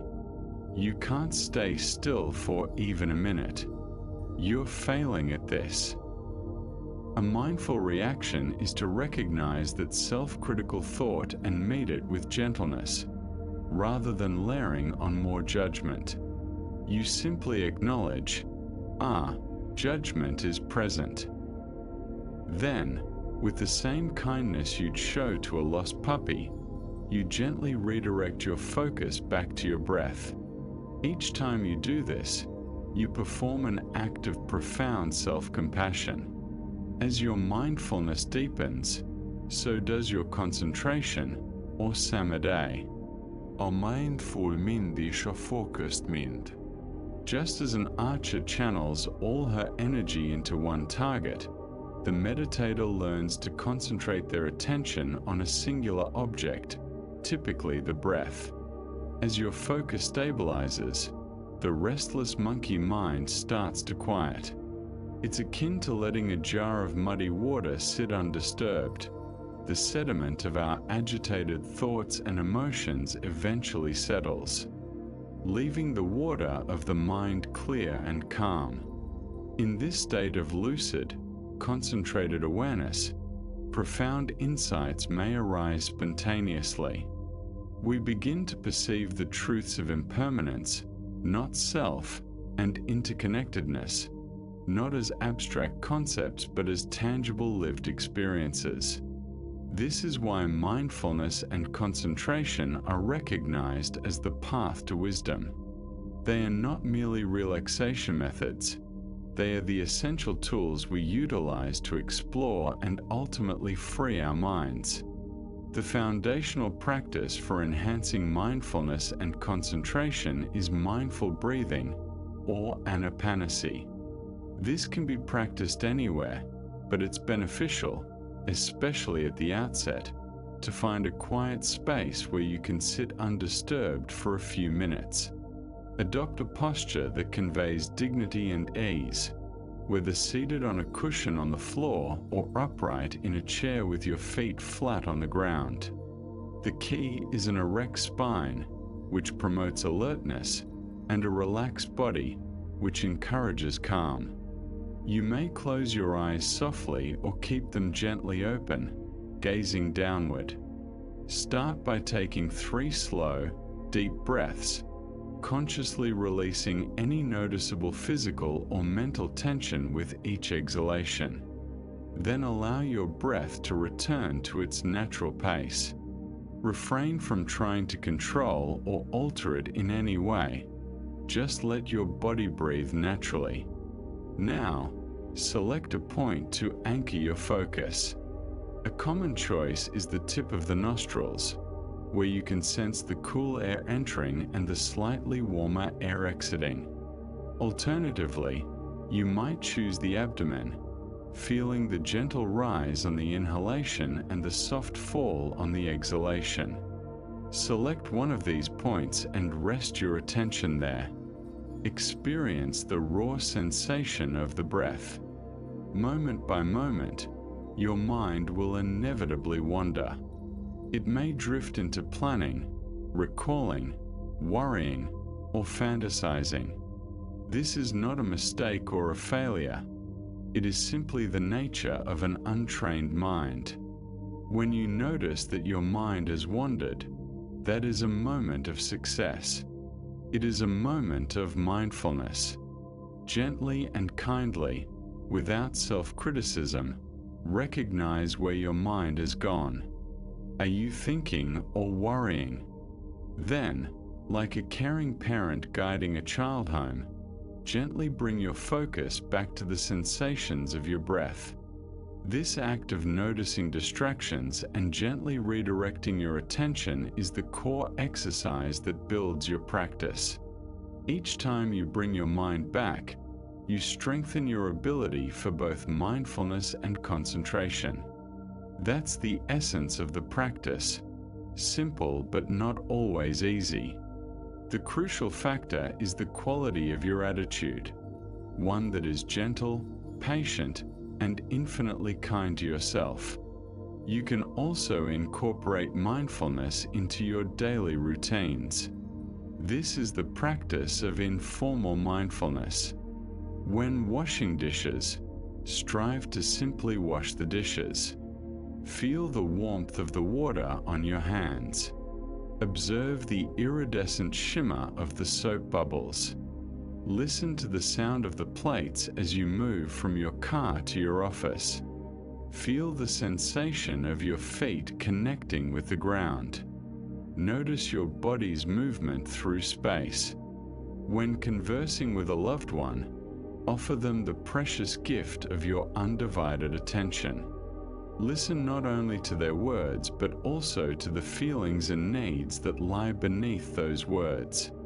Let go of preparing your response and simply be present for them. These moments of informal practice are just as vital as formal sitting meditation. They are how we weave presence into the fabric of our entire existence, transforming the ordinary into the sacred. Let's take a moment to pause. Bring your awareness to your breath right now. Experience one complete inhalation and one complete exhalation. You are here. You are present. This moment is a gift. If this simple act of returning to presence resonates with you, I invite you to subscribe to Sleepy Monk. Together, let's continue to practice this gentle art of awakening. As we become more present through mindfulness, we begin to see our patterns of attachment with startling clarity. We observe how we cling to ideas, expectations, identities, pleasures, and sometimes even to our own suffering. This realization leads us to a crucial practice on the path to peace, the wisdom of letting go. In Buddhism, this is often linked with the concept of nekhamma, which can be interpreted as renunciation or, more helpfully, as non-attachment. This doesn't imply that we must adopt a cold, joyless asceticism, forsaking all our possessions and relationships. Instead, it points to a far deeper and more liberating internal transformation. It is the wise and compassionate release of our mental and emotional grip on things, allowing life to flow without our constant interference, management, and control. It is the discovery that true freedom is found not in acquiring more, but in needing less.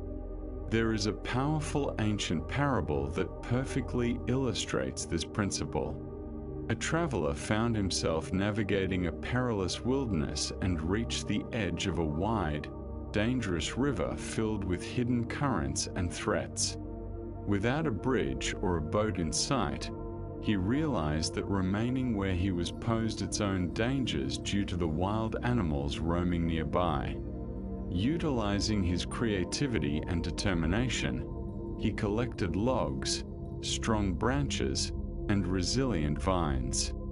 After considerable effort, he fashioned a straightforward yet effective raft.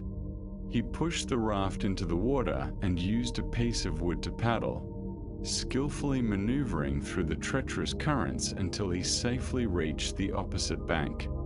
Upon arrival, he felt an overwhelming sense of relief and gratitude towards his raft, which had preserved his life. Standing on the secure shore, a serene place, he glanced back at the raft gently bobbing in the shallow water. He thought, "This raft has been incredibly beneficial to me. Truly a remarkable creation. I invested so much effort into constructing it. It would be unwise to abandon it. It might be useful again." Thus, he lifted the heavy, waterlogged, cumbersome raft onto his back and proceeded with his journey inland. The land he entered was filled with beautiful meadows and rolling hills, but he struggled to appreciate it. The immense weight of the raft made him sweat and toil.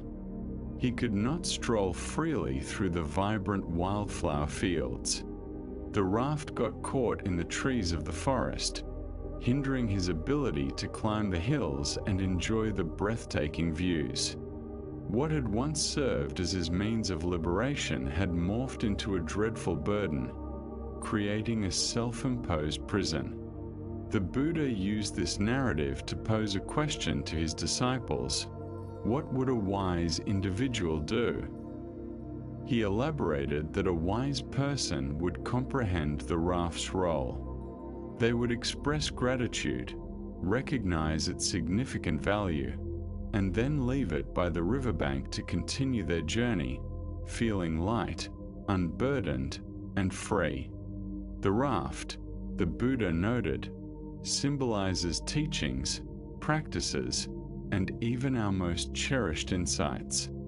These are skillful means intended to transport us from the shore of suffering to the shore of liberation. However, they should not be clung to as rigid doctrines or as new identities. Even the most profound teachings can become burdensome if we hold on to them tightly. This narrative applies to all aspects of our lives. We create various rafts: our achievements, careers, relationships, beliefs, and spiritual practices. While these rafts can be beneficial for a time, if we cling to them and incorporate them into our identities, they transition from tools of liberation to heavy weights that hinder our progress. The wisdom of releasing is the natural outcome of recognizing impermanence and the absence of a fixed self. If everything is in flux, what is there to grasp? If there is no solid, separate self, who is holding on to anything? Attachment attempts to establish a solid and permanent dwelling in a world that is inherently fluid and constantly changing. This leads to perpetual struggles and disappointments. We become attached to certain outcomes, convinced that our happiness hinges entirely on events unfolding in a specific manner. This fixation on outcomes renders us rigid and fearful. We form attachments to people, loving them not with open hands but with a tight grip of possession, control, and expectations, ultimately suffocating the very love we wish to preserve. We cling to our opinions and beliefs, fortifying them into strongholds and igniting conflicts with those who view the world differently. Paradoxically, we can also become attached to our own suffering.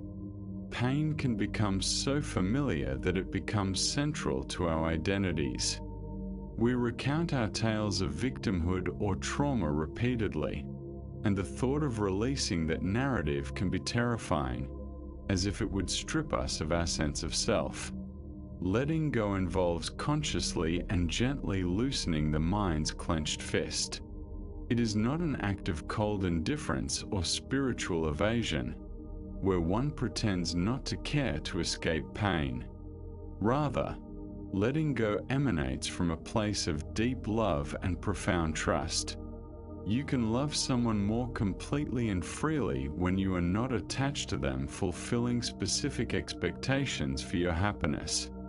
You can engage with your work more creatively and joyfully when you are not desperately fixated on a particular outcome. Holding your beliefs lightly allows you to listen to others with an open heart. Non-attachment does not equate to not caring. It signifies caring profoundly enough to release your ego's agenda and permit life and others to exist as they are. This reflects a deep trust in the unfolding nature of the universe. This understanding is crucial in our spiritual journeys. At times, we may become attached to a specific meditation technique, a mentor, or a particular blissful experience. We might have an extraordinary meditation one day and then spend weeks trying to replicate that experience, resulting only in frustration and tension. The raft parable serves as a reminder to hold our practices lightly. They are tools to be used skillfully, but they should not transform into possessions. The aim is not to become an adept meditator. The aim is to achieve freedom. How can we cultivate this subtle and profound practice of letting go in our daily lives? It begins with recognizing the sensation of clinging. Attachment has a distinct physical and mental signature, often feeling like a tightening, tension, or clenching, a sensation of holding one's breath, of gripping tightly for dear life. When this feeling arises in response to a situation, you can initiate the practice. One powerful method is a visualization for release. When you sense yourself clinging to a worry, resentment, or expectation, close your eyes for a moment. Imagine placing that thought or feeling in the palm of your hand, observing it with kindness. Acknowledge its existence without judgment. Then, in your mind, visualize gently opening your hand and allowing the wind to carry it away. Alternatively, envision placing it on a leaf in a stream and watching it float away peacefully. Repeat this as often as needed. This practice trains the mind in the physical sensations and emotional intentions of release. Journaling also serves as a valuable tool for exploring deeper attachments. Begin by listing the things you recognize that you are attached to. They can be significant aspects like a career aspiration or a specific relational dynamic, or they can be minor details like the desire for your living space to be impeccably organized. For each of these aspects, you can explore the fear that underlies your attachment. What do you fear will occur if you release this hold? Gaining clarity on this underlying fear often reduces its influence. Then, consider what liberation might feel like beyond that attachment. This approach fosters conscious, compassionate awareness of our subconscious tendencies to cling. Perhaps the most straightforward and ongoing practice is to engage with your breath. The breath serves as a perfect living example of the act of letting go. Each moment you inhale, you must exhale to create room for the next breath. You cannot retain an exhalation. When you feel tense, anxious, or attached, direct your complete attention to your out-breath. With every exhale, intentionally practice the act of release. You might even silently repeat the words release or let go to yourself as you breathe out. Allow each exhalation to represent a small act of relinquishing control, a minor surrender to the current moment, a subtle act of faith in life. This gentle, repeated practice of release interwoven into your daily moments is how you learn to free yourself from the burdensome raft and walk lightly, freely, and peacefully to the other shore. The wisdom of letting go is the natural outcome of recognizing impermanence and non-self. If everything is in flux, what can you truly cling to?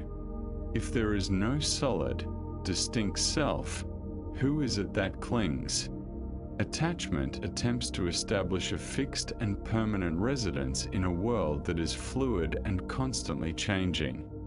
This leads to endless struggle and disappointment.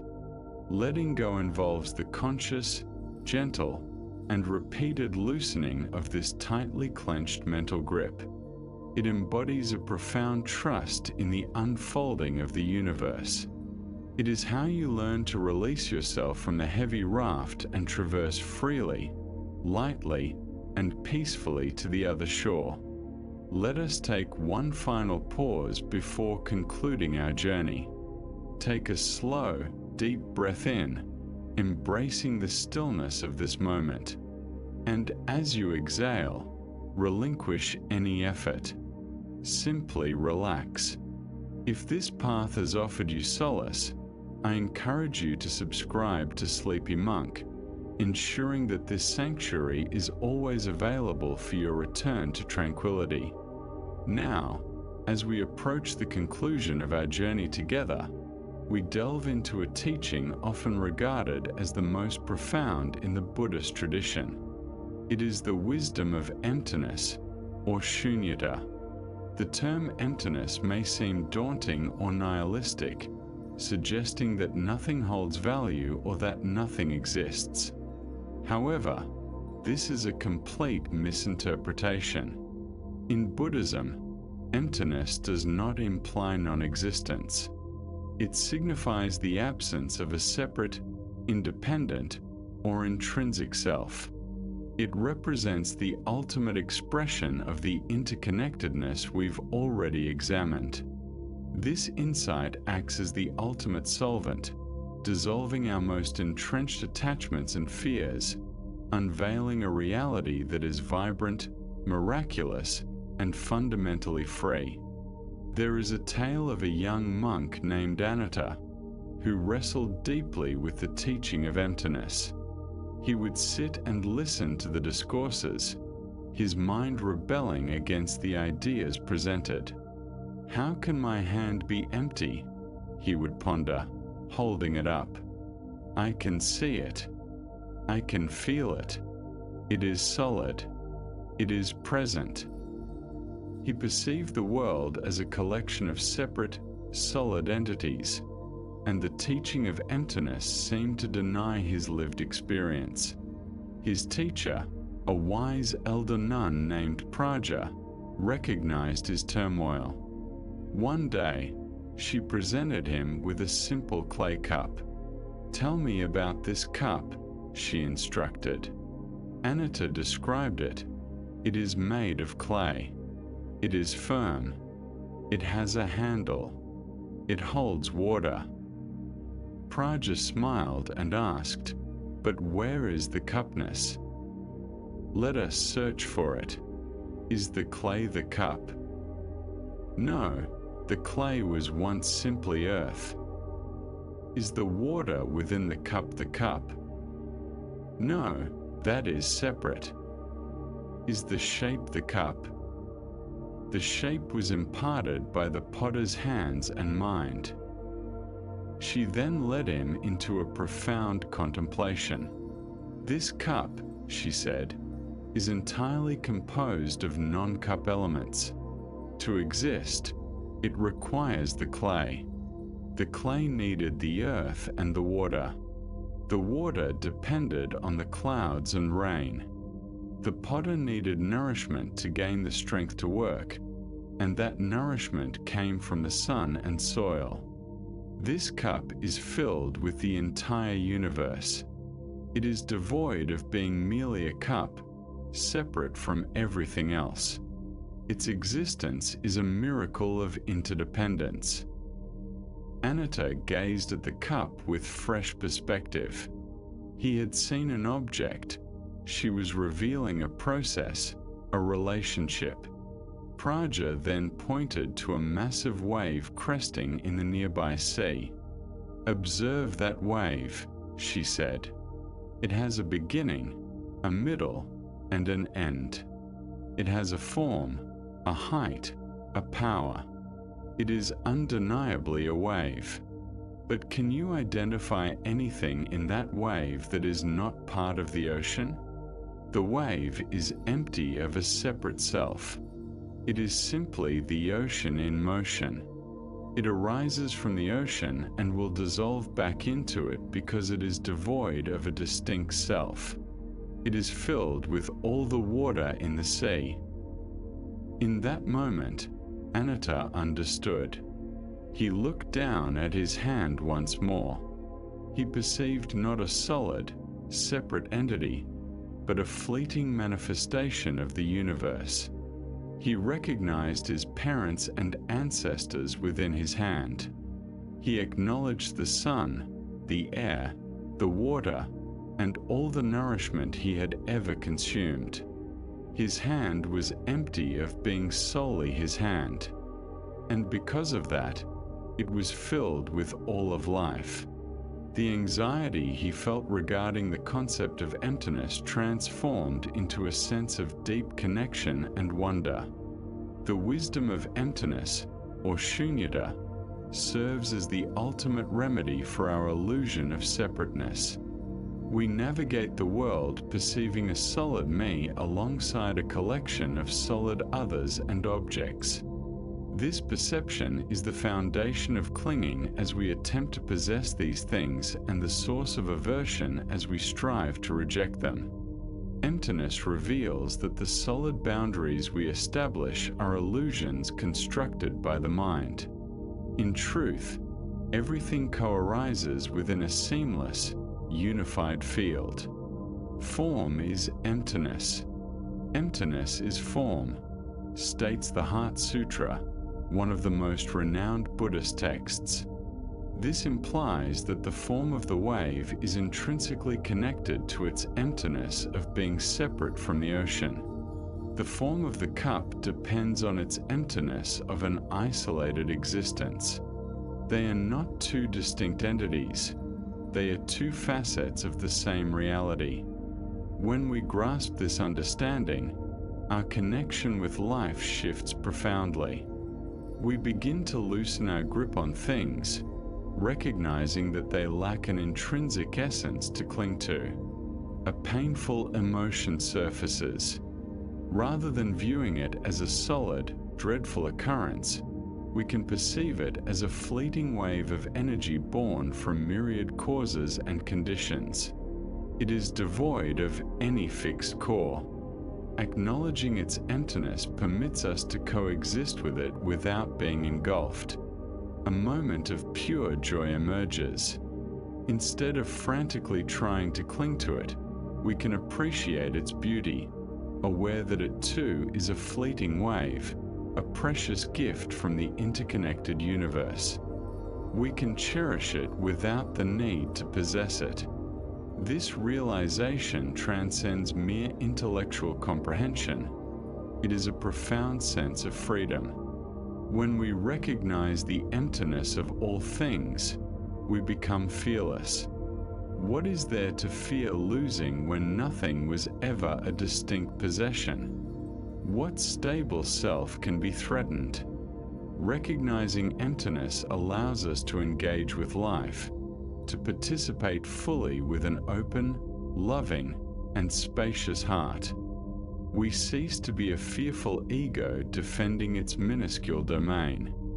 We transform into the vast space where the entire dance of life unfolds. To access this wisdom, we engage in the practice of deconstructing our experiences. This process is simpler than it may seem. It represents a subtle shift in our perception. Take a moment to observe any object present in your surroundings right now. A lamp, a book, a table. Focus on it, and then begin to mentally dismantle it into its non-objective components. If it's a wooden table, envision the tree. Visualize the forest. Recognize the sunlight that nourished the tree, the rain that hydrated it, and the soil that sustained it. Consider the logger who felled the tree, the carpenter who crafted the wood, the tools they utilized, and the individuals who created those tools. Continue this exploration until you realize that the solid table is, in fact, a convergence point for the entire cosmos. It lacks the essence of being an independent table. This practice can be extended to anything. Contemplate your own body. Recognize that it is composed of non-body elements. The food you consumed, the water you drank, the air you inhale, the genetic heritage from your parents and ancestors. Understand that your body is not truly yours but a temporary loan from the universe. This isn't meant to diminish its value. Rather, it enhances it. You can also apply this to your emotions. When a powerful feeling such as anger arises, instead of identifying with it, delve into it. Where do you feel it in your body? Does it possess a solid center? Or is it a collection of shifting sensations? Heat in your chest, tension in your jaw, an influx of energy. Observe the thoughts fueling it. Understand that anger is not a singular, solid entity. It is a process, an amalgamation of thoughts and sensations arising from various causes and conditions. Viewing it this way diminishes its grip on you. You perceive its emptiness, and it loses its power over you. The ultimate practice of recognizing emptiness is to rest in open awareness without labeling or conceptualizing. When you release all narratives and judgments, what remains is a direct, vibrant, and luminous reality. In this state, you no longer contemplate emptiness. You embody the spacious open awareness through which the interdependent nature of reality unveils itself moment by moment. This comprehension of reality, where everything is interconnected and each action has repercussions, leads us to the essential teaching of karma. This concept is often misunderstood in the West. Karma isn't a system of cosmic reward and punishment administered by an external arbiter. It represents the natural law of cause and effect. It is the truth that our actions, driven by our intentions, shape our world. The term karma literally translates to action. However, the Buddha clarified that the most critical element is intention, or sadhana. It is the will, the volition, the intention behind the action that plants the seed. This teaching is incredibly empowering. It indicates that we are not powerless victims of fate. In every moment, we possess the ability to shape our future by nurturing skillful intentions in the present. Consider the narrative of two farmers, brothers who lived next to one another. Both were diligent and good-hearted individuals. One year, a devastating storm swept through the valley, completely destroying their rice paddies just before the harvest. Their entire year's labor was obliterated. The external event was identical for both of them. The first brother, overwhelmed by the loss, succumbed to despair. His mind was consumed by anger and blame. "This is a curse," he yelled at the heavens. "Why does this always happen to me? The world is unfair." He became bitter and resentful, snapping at his wife and children, rejecting help from neighbors who he now viewed with suspicion and envy. His intention was rooted in aversion and self-pity. He sowed seeds of isolation, anger, and future suffering for himself and his family. The second brother, witnessing the same destruction, also experienced a profound wave of sadness. He allowed himself to grieve the loss. However, after the initial sorrow, his intention transformed. He thought, "This has happened. I cannot alter the past. What can I do now?" His intention was grounded in acceptance and wisdom. He gathered his family and declared, "We may have lost our crop, but we still have one another. We possess our strength." He approached his neighbors, not with envy, but with an open heart. "We have all been affected by this storm," he said. "Let us collaborate to clear the fields and prepare for the next planting. Together we are stronger." His intention was rooted in compassion and connection. He was planting seeds of community, resilience, and future happiness. While the external event was the same, the karma, the intentional action and its ensuing experience, was entirely different. One brother constructed a personal hell of bitterness, while the other fostered a supportive community. The teaching of karma is not deterministic. It is the ultimate embodiment of free will. It places responsibility for the quality of our lives firmly in our own hands, or more accurately, in our hearts and minds. The Buddha taught that intentions rooted in the three poisons of greed, hatred, and delusion lead to actions that result in suffering for ourselves and others. Acting from a place of grasping and desire creates dissatisfaction. Acting from a place of anger and malice breeds conflict and pain. When we operate from a place of uncertainty and lack of clarity, we often make unwise decisions that lead to remorse. On the other hand, intentions grounded in generosity, compassion, and wisdom lead to actions that foster happiness and tranquility. Acting from generosity fosters connection and joy. From a place of loving kindness, we cultivate harmony and safety. When we base our actions on wisdom and clarity, we make informed decisions that pave the way to freedom. This isn't merely a philosophical concept, it's a principle you can observe in your daily life.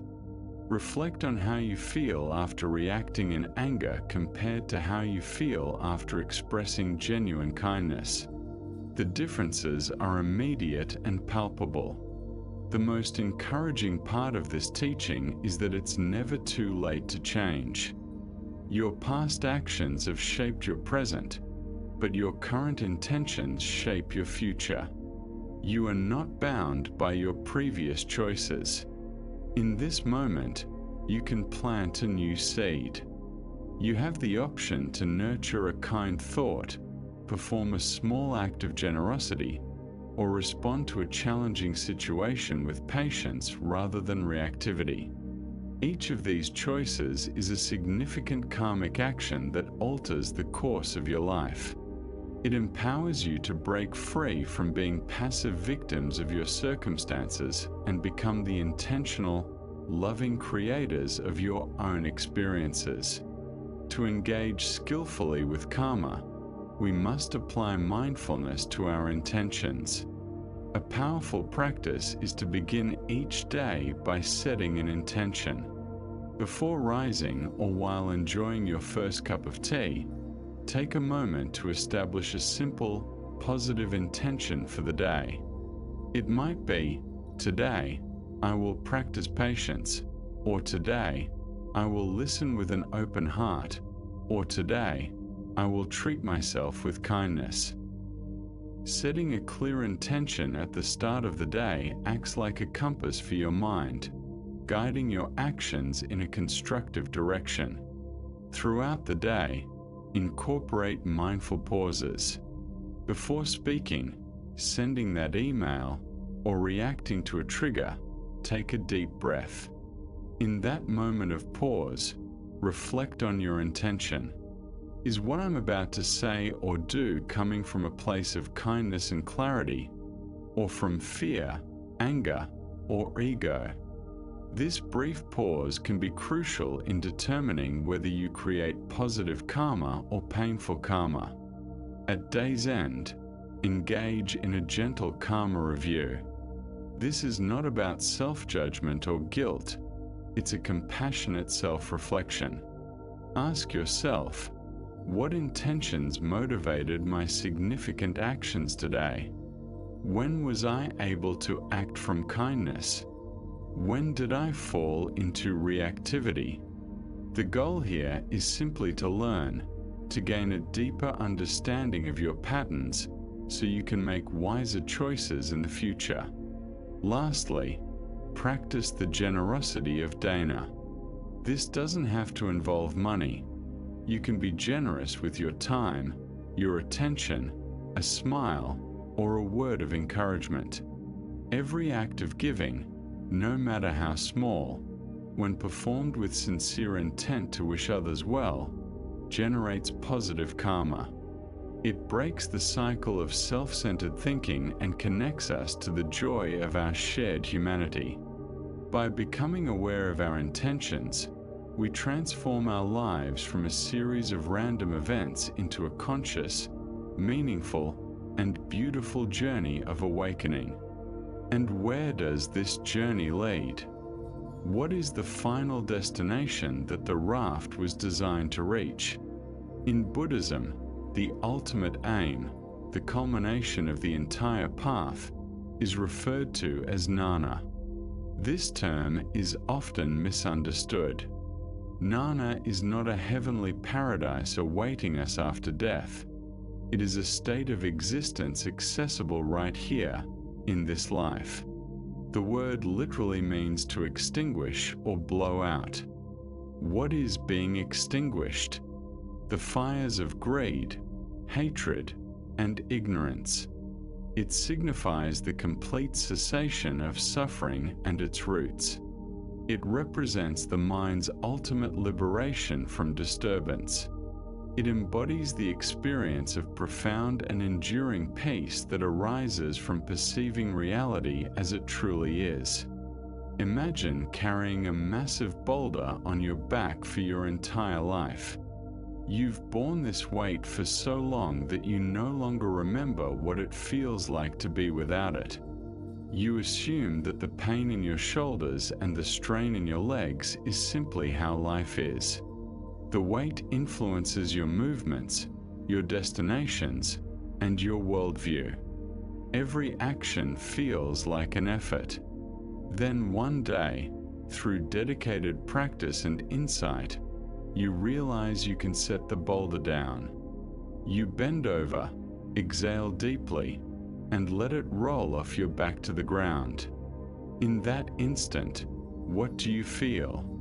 An indescribable lightness, a freedom you never knew existed, a profound sense of ease and relief. The air feels different. The light appears brighter.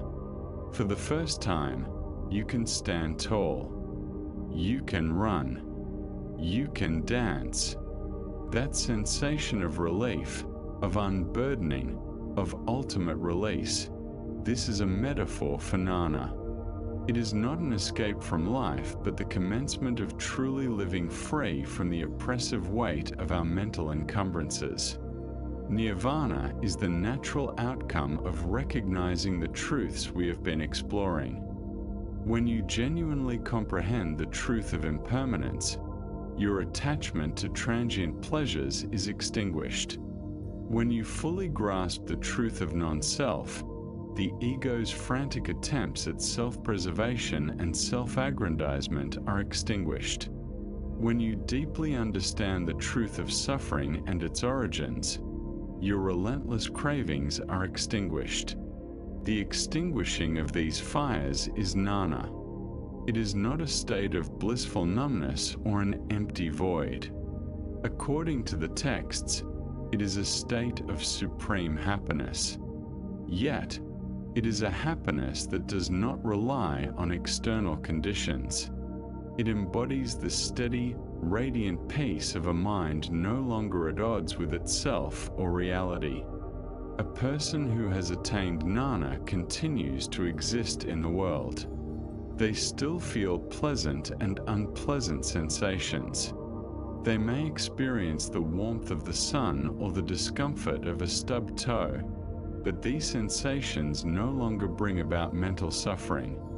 The second arrow of reactivity, the judgment, the narrative, the resistance, has vanished. They approach all of life's experiences with a vast, open, and compassionate equanimity. They are like a deep ocean, where the surface may have waves, but the depths remain profoundly calm. This state embodies limitless compassion. When an individual's own suffering subsides, the heart instinctively reaches out to alleviate the pain of all others still ensnared in turmoil. Achieving jnana isn't a matter of sheer will, much like you can't coax a flower to bloom by tugging at its petals. It's about the natural evolution that takes place through diligent and patient cultivation along the path. The practice that leads to the realization of jnana is the path itself. The key is to have faith in the journey. The way forward is to skillfully navigate the raft that carries you across the waters. Thus, the ultimate practice boils down to this: persistently engage in mindfulness, continually redirecting your focus to the present moment. Continue to nurture compassion, tending to the seeds of kindness within yourself and extending them to others. Keep probing into the essence of your experience, recognizing the truths of impermanence and non-self. Maintain the practice of letting go, easing your hold on all that incites stress. Each mindful breath, every kind thought, and each moment of clarity is a stride along the path. There's no secret recipe. The journey itself is the destination. Trust that by gently and persistently caring for your heart and mind, you're setting the stage for your liberation. The ultimate practice is to rest in the possibility of this freedom. Understand that a state of peace, one that transcends all comprehension, isn't merely a fantasy but an intrinsic potential within your own mind. Let this realization fuel your courage and motivation as you venture forward. You're not merely seeking a slight improvement in your feelings. You're traversing a path that leads to the complete cessation of suffering. Now, let's conclude our exploration with some age-old Zen tales. Yamoka Teshu, a bright and intellectually gifted Zen student, had dedicated significant time to studying Buddhist philosophy, convinced that he had achieved an advanced understanding of its most profound teachings. He felt particularly drawn to the deep concepts of emptiness and non-duality, which are fundamental in advanced Buddhist thought, and believed his grasp of these ideas reflected substantial spiritual progress. Upon hearing about the esteemed Master Doan's wisdom, Yamamoruka resolved to pay him a visit, aiming to showcase his understanding and possibly gain recognition for his intellectual sophistication. He approached this encounter with the assurance of someone well-versed in intricate material, anticipating an elevated spiritual exchange. When granted an audience with Master Doan, he discovered the master seated serenely in his modest chamber, calmly smoking his bamboo pipe. The ambience was tranquil and simple, yet Yamoka was eager to convey his insights and delve into a profound discussion. Master Yamoka commenced with the confidence of one well acquainted with Buddhist teachings. I have come to share my understanding of reality's fundamental nature as presented by the Buddha. He proceeded to deliver what he considered an expert summary of advanced Buddhist philosophy. The mind, Buddha, and sentient beings do not exist in any ultimate sense. Upon close examination, everything we perceive is devoid of inherent existence. The true essence of all phenomena is emptiness itself. There is no solid, independent reality to be discovered anywhere. As his confidence grew, Yamoka continued, "There's no realization to attain because there's no one to achieve it, and nothing to realize. There's no delusion to overcome because delusion itself is empty. No sage and no ordinary person exist. These distinctions are mere conceptual constructs lacking ultimate validity." He concluded with satisfaction in his philosophical clarity, "There's no one imparting teachings and nothing to be received. No teacher and no student. All such dualities are illusions stemming from conceptual thought that overlooks existence's essential emptiness." Throughout his extensive philosophical presentation, Master Doan silently continued to smoke his pipe, offering no visible reaction to Yamoka's elaborate articulation of Buddhist metaphysics. His expression remained serene and neutral, neither impressed nor dismissive of the young man's intellectual exhibition. When Yamoka concluded and awaited acknowledgement of his insights, Master Doan remained silent. Instead, he continued to smoke calmly for a few more moments, as if contemplating what he had just heard. Then, without any forewarning or explanation, Master Doan abruptly struck Yamoka on the head with his bamboo pipe. The unexpected blow was quite jarring and painful. Yamoka instantly leapt up from his seated position, his face flushed with anger and indignation. His philosophical composure evaporated, replaced by raw human emotions of pain, shock, and fury. "Why did you hit me?" he demanded, his voice brimming with outrage. "What sort of teaching method is this? How could you strike a respectful visitor wishing to discuss the Dharma? Master Doan regarded the furious young man with a slight smile playing at the corner of his mouth. "If nothing exists," he said calmly, "where did this anger originate?" Yamoka stood there speechless, as his entire philosophical construct was suddenly exposed as inadequate to handle his immediate experience. All his sophisticated comprehension of emptiness and non-existence faded the instant he faced genuine pain and a true emotional response. His intellectual mastery of Buddhist concepts proved utterly ineffective when confronted with the stark reality of his own mind's reactions. The Buddha taught, "Do not accept anything merely because you have heard it. Do not accept anything simply because it is spoken and rumored by many. But after observation and analysis, when you find that anything aligns with reason and promotes the good and benefit of all, then accept it and live by it."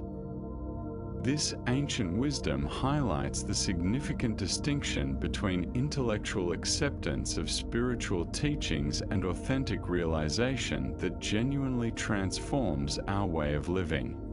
From this story emerges a lesson about the considerable divide that can exist between conceptual understanding and embodied wisdom. Yamaroka could articulate complex Buddhist philosophy with remarkable clarity, yet his comprehension was strictly intellectual rather than experimental. When faced with immediate circumstances, his theories provided no substantial guidance or support. This narrative highlights a recurring theme in spiritual growth: the accumulation of knowledge that exists separately from real transformation. We may study the teachings of non-attachment while still being deeply connected to our spiritual identities. We might grasp theories regarding the illusion of the ego while fiercely defending our self-image. We can become proficient in the language of enlightenment, yet remain ensnared in the same emotional patterns we've always known. Master Darwin employed a teaching method that was both adept and straightforward. Instead of engaging in abstract philosophical discussions, he crafted a direct situation that would illustrate the gap between Yamaroka's theories and his actual state of realization. The pipe striking his head was not an act of hostility, but a compassionate teaching tool aimed at revealing to the young man where his understanding was merely theoretical. Why do we sometimes confuse intellectual comprehension with authentic spiritual achievement? The thinking mind can be alluring, capable of constructing intricate frameworks that provide us with a sense of understanding and advancement. When we can articulate complex spiritual ideas fluently, it's natural to feel we have accomplished something significant. However, as Yamaroka learned, conceptual knowledge often falls short in the face of real challenges to our equanimity. The anger that erupted when Yamaroka was struck exposed the disparity between his philosophical beliefs and his emotional reality. If he had genuinely realized the emptiness of existence as he expressed so eloquently, then physical pain and unexpected treatment would not have provoked such an immediate and intense response.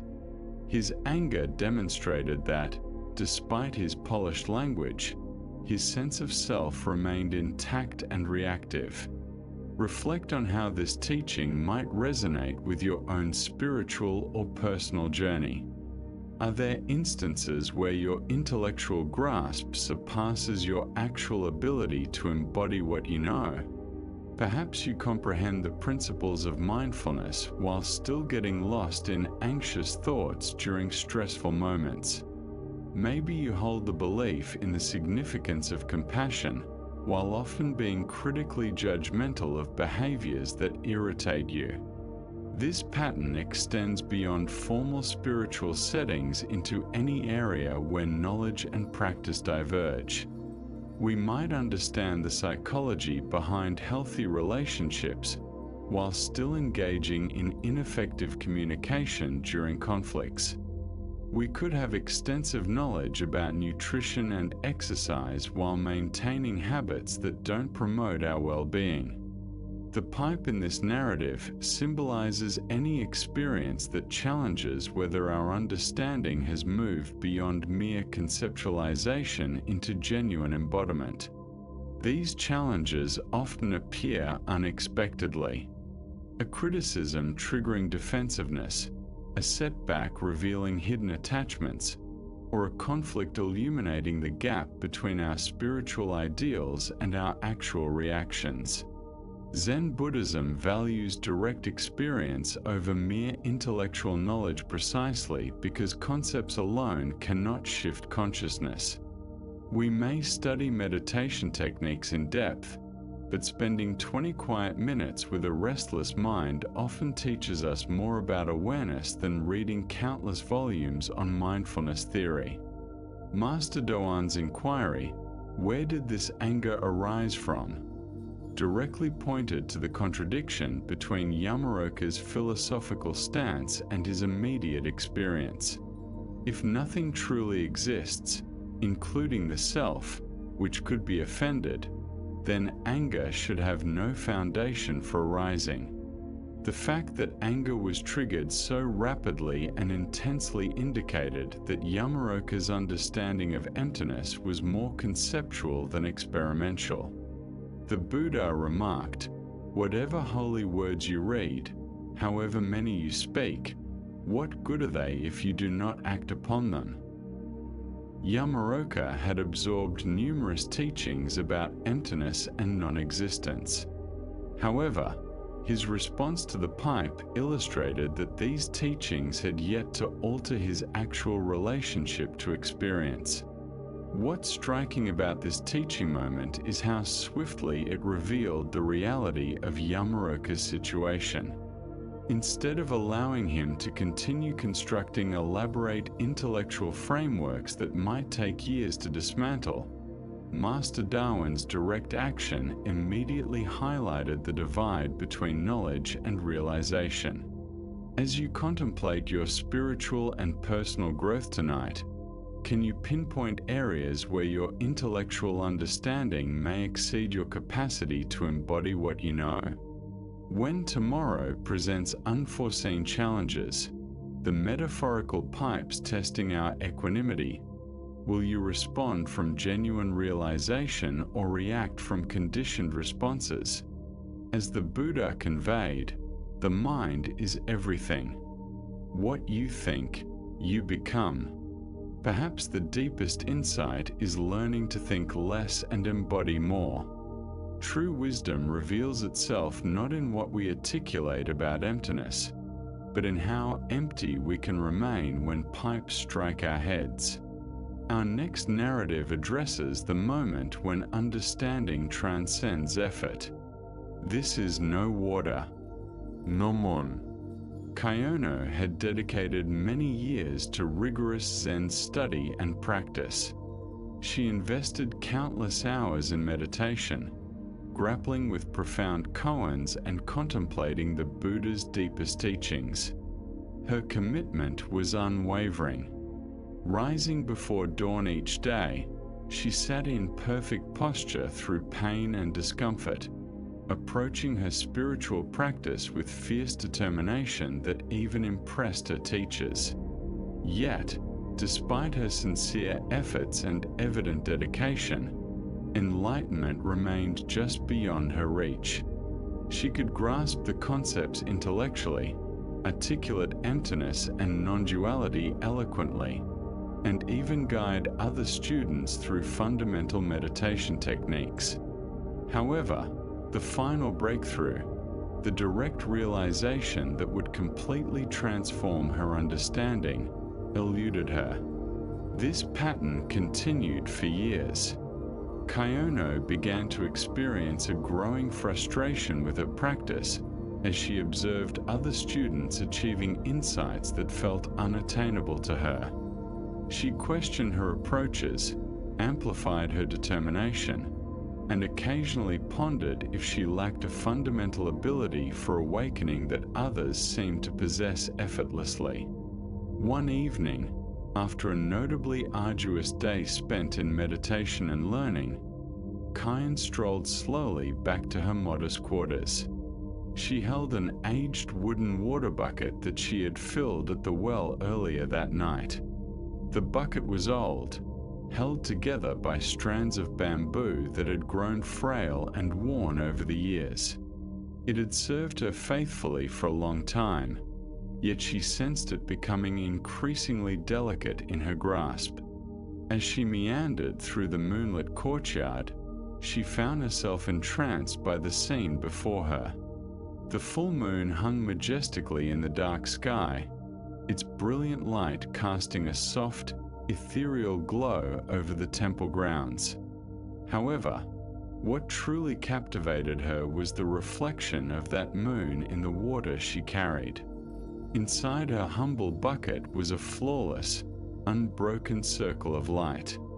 The moon itself, whole and radiant, cradled within the water. She walked deliberately, almost with reverence, observing this reflected moon sway gently with each step she took. The image was so vivid, so perfect that it felt as tangible as the moon high above. For that brief moment, she believed she was carrying something sacred, transporting this luminous essence from the well to her room. Suddenly, without warning, the aged bamboo strips that held the bucket together finally succumbed to wear. The bottom of the bucket fell out entirely, and all the water cascaded to the ground in an instant. In that moment, the moon's reflection vanished completely.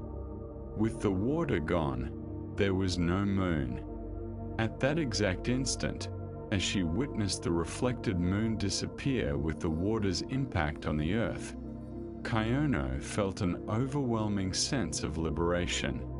All her years of searching, striving, and effort were suddenly revealed as unnecessary. The very thing she had been pursuing, enlightenment, awakening, understanding, had never been apart from her to start with. Like the moon's reflection, it seemed to exist independently, but it was merely the natural manifestation of what was already there. Buddha spoke of this when he said, "Look within. You are the Buddha." The deeper lesson here illustrates that spiritual realization often emerges not through accumulation, but through release. Not through holding tightly, but through letting go. This ancient narrative highlights a fundamental paradox in all spiritual endeavors. We embark on our journey believing that enlightenment is something we must acquire, achieve, or attain through effort and discipline. We perceive it as a distant destination, a state of consciousness we do not currently hold but might earn through enough practice and commitment. Chono's years of earnest effort were not in vain. They were essential groundwork, akin to preparing the soil before sowing seeds. However, her breakthrough occurred precisely when she ceased trying to grasp and retain spiritual realization and instead observed its natural emergence and dissolution. Why do we struggle to recognize what is already present? The seeking mind creates the very division it longs to overcome. When we believe that awakening lies somewhere out there or in the future, we overlook the awareness that is reading these words at this moment, the consciousness that experiences thoughts and emotions without being confined by them. Reflect on how this pattern manifests in your spiritual journey or personal growth. Do you ever feel as though you're chasing insights, attempting to seize peace, or striving for a mental state that seems just out of reach? The very endeavor to capture these experiences can obscure our recognition that the awareness capable of seeking is itself what we are pursuing. This doesn't mean we should abandon all spiritual practices or growth efforts. Kyono's years of discipline laid the groundwork for her realization, but it does suggest a different relationship with practice, engaging fully while remaining lighthearted about the outcomes, like carrying water that may spill at any moment. Zen Master Bank articulated this understanding when he remarked, "The unborn is the Buddha mind itself." Once you grasp this truth, the Buddha mind with which you were born has performed the Buddha's work from the very beginning. What we seek in meditation, therapy, or personal development is the acknowledgement of what has never been absent. The water and moon in this tale symbolize the apparent duality between the seeker and the sought, between the ordinary mind and the awakened mind. As long as we maintain that these are separate, that the moon exists independently in the water, we strive to safeguard and preserve our spiritual experiences. But when the container breaks, we realize that the separation was an illusion. This teaching transcends formal spiritual practices into every aspect of life where we pursue happiness, success, or fulfillment as if they were objects to be obtained rather than expressions of our true essence. The perfect relationship, the ideal job, the serene state of mind. These are often reflections we attempt to seize and retain, failing to recognize that their core is already present in our ability to appreciate and pursue them. In Zen practice, we learn to trust the natural process of unfolding rather than imposing insights or demanding specific experiences. Sometimes, the most profound clarity arises when we cease to try so hard to understand. When we allow our carefully constructed spiritual images to dissolve, the Buddha taught, "The one who has conquered himself is a far greater hero than he who has defeated 1,000 times 1,000 men." The victory Chono achieved was not over ignorance, but the realization that the struggle itself stemmed from a misunderstanding. Tonight, as you contemplate your own seeking and striving, can you envision what it might be like to let the bottom fall out of your spiritual container? What would occur if you stopped attempting to capture and cling to your insights and instead entrusted the inherent wisdom that already guides your seeking?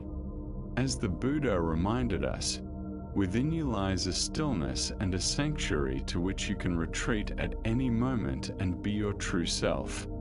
Perhaps what we are searching for has been looking through our eyes all along. Let us now transition to a tale about recognizing our intrinsic worth through the perspectives of those who can truly see. This is the essence of a diamond. A young scholar strolled along a serene riverbank one calm afternoon when something unusual caught his attention among the smooth pebbles at the water's edge. Leaning down, he grasped what seemed to be an exceptionally stunning stone, larger than his hand, with a fascinating crystalline formation that reflected the light in captivating patterns. Although he couldn't identify exactly what it was, the stone's striking appearance hinted that it might hold more significance than a typical river rock. Eager to learn more about his discovery, the scholar brought the stone to his Zen master. "Master," he said, bowing respectfully, "I found this stone by the river. I'm curious if it holds any value or if it's merely another ordinary rock." The master briefly examined the stone, turning it over in his weathered hands, without revealing what he might suspect about its true nature. He regarded his student thoughtfully. "Go to the marketplace," he instructed, "and discover what others believe this stone is worth. But remember this carefully. Regardless of any offers you receive, do not sell it. Just learn what they would pay and return to me with that knowledge." Following his teacher's guidance, the student ventured first to the bustling marketplace at the heart of the town. He approached a vendor selling oranges from a vibrant cart, brimming with fresh fruit arranged in appealing displays. "Excuse me," the student politely inquired, presenting his stone to the man. "What do you think this might be worth?" The orange vendor glanced at the stone casually, perceiving it as merely an interesting yet ultimately commonplace rock. "Well," he said after a moment's thought, "it's certainly larger and prettier than most stones. I'd be willing to trade you 10 oranges for it. That seems like a fair deal." The student respectfully thanked him and continued his exploration of the marketplace. Next, he approached a woman selling vegetables, her stall overflowing with fresh produce sourced from local farms. "What do you think this stone could be worth?" he asked, extending it for her examination. The vegetable seller scrutinized the stone more closely than the orange vendor had, observing its unusual clarity and weight. "This is quite a lovely specimen," she remarked thoughtfully. "I'd offer you a whole sack of my finest potatoes for it. That would sustain you for weeks." Once again, the student declined graciously and moved on. He then sought out a goldsmith, a man whose skill with precious materials was well recognized throughout the region. Surely someone who worked with valuable metals and gems would have a deeper understanding of what he had discovered. The goldsmith took the stone and examined it far more meticulously than the previous merchants. He held it up to the light, scrutinized its internal structure, and weighed it in his experienced hands. His eyes widened with realization and excitement. "My young friend," he said with evident enthusiasm, "this is no mere stone. This is an extremely rare and valuable gem. I will offer you 500 gold coins for it, enough money to live comfortably for many years." The student was astounded by the dramatic increase in the stone's perceived worth, but he remembered his master's instructions and respectfully turned down the goldsmith's generous proposal. Lastly, he sought the most esteemed jeweler in the city, an elderly gentleman known for his proficiency with the most precious stones and his service to wealthy nobles and royalty. This jeweler had handled treasures belonging to kings and queens, and his expertise was considered unmatched. The elderly jeweler took the stone with reverent care, holding it up to examine it in the brilliant light streaming through his shop window. He rotated it slowly, studying every facet and internal reflection. His expression gradually shifted from professional interest to profound awe and wonder. After several minutes of careful observation, he gently placed the stone on a soft velvet cloth and looked at the student with deep respect. "Young man," he said in a voice filled with reverence, "where did you find this extraordinary treasure? This is not just a stone. It is one of the most magnificent diamonds I have ever encountered in my entire career. It is absolutely priceless. I could not afford to buy it.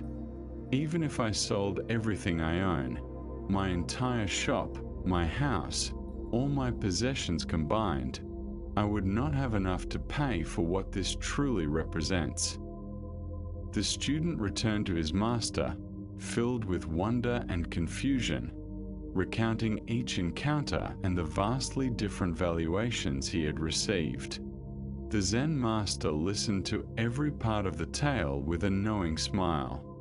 "You see," the master said gently when the student had finished, The orange vendor and the vegetable seller saw only an interesting rock because that was the extent of their perception. The goldsmith recognized its material value because he had the knowledge to identify precious stones. But only the master jeweler could see its true immeasurable worth because he possessed the deepest understanding and the most refined perception. The master paused, looking directly into his student's eyes. Your life is like that diamond. You can choose to see yourself as having little value, like the first merchants did. You can acknowledge some of your worth, like the goldsmith did, or you can comprehend that you are absolutely priceless, as the master jeweler recognized. The decision of how to value yourself completely depends on the quality of perception you bring to examining your own life. The Buddha once stated, "If we could see the miracle of a single flower clearly, our whole life would change."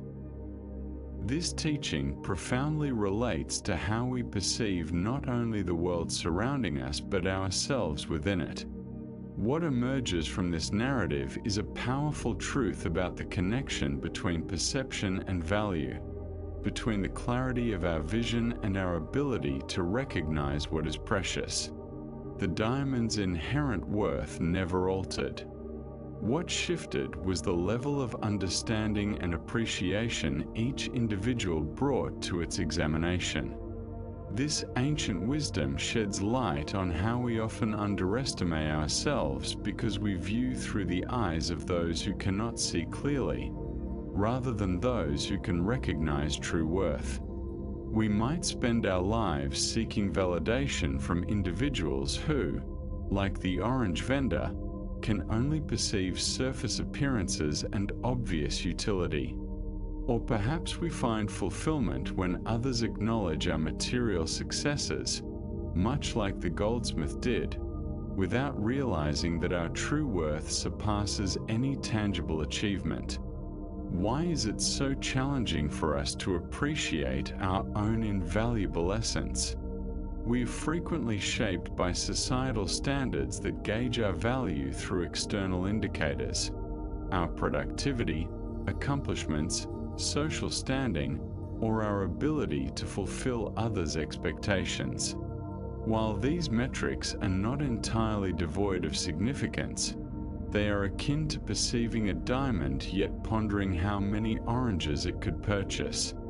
Reflect on how this lesson relates to your self-perception. Do you ever assess your value based on your work performance, looks, relationship status, or financial health? These elements hold practical importance, yet they resemble the goldsmith's assessment, real yet limited in contrast to your intrinsic, immeasurable worth. The varied levels of perception in the narrative highlight our tendency to seek affirmation from those who cannot truly see us. When we feel hurt because someone fails to appreciate our efforts, understands our viewpoint, or acknowledges our contributions, we may be expecting the orange merchant to recognize a diamond. This doesn't imply that we should disregard all critiques or become conceited about our worth. Instead, it's about cultivating the wisdom to identify who possesses the perceptive clarity to genuinely understand us. The master jeweler's acknowledgement was significant precisely because it stemmed from profound knowledge and refined insight. Zen master Dogen expressed, "To study the Buddha way is to study the self. To study the self is to forget the self."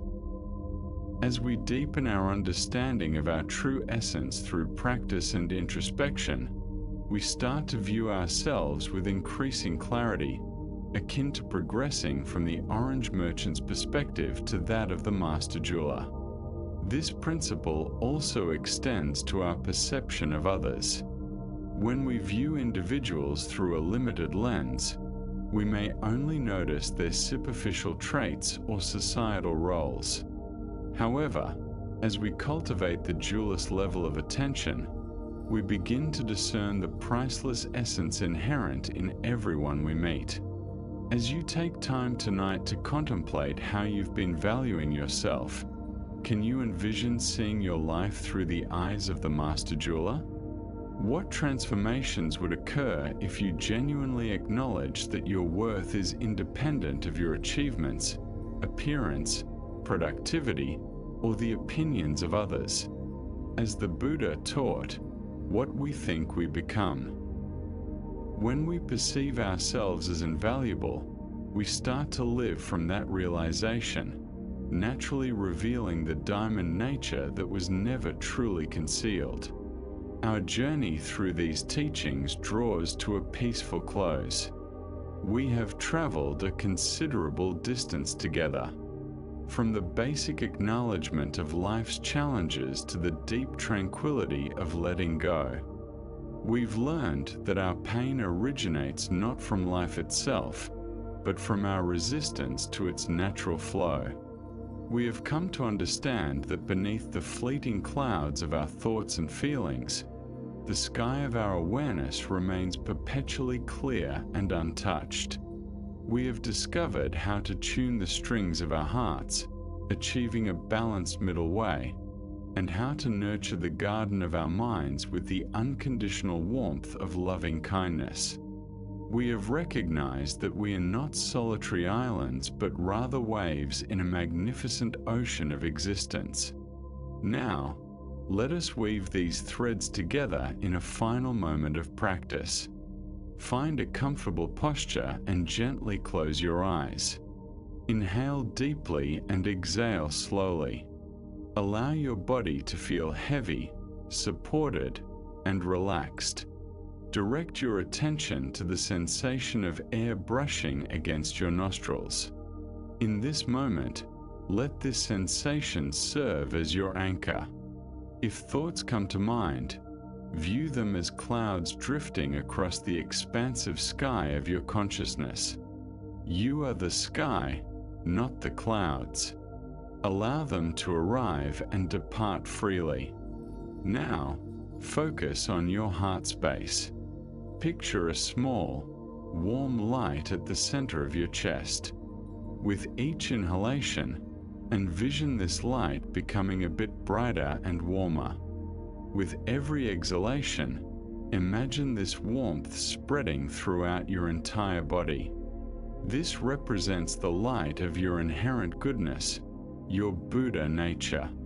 It has always been present. Simply rest in this warmth, in this gentle, loving presence. You are safe. You are complete. You are at peace. There is nothing more to accomplish, nowhere else to be. Just this, just here, just now. Thank you for journeying alongside me. Rest well.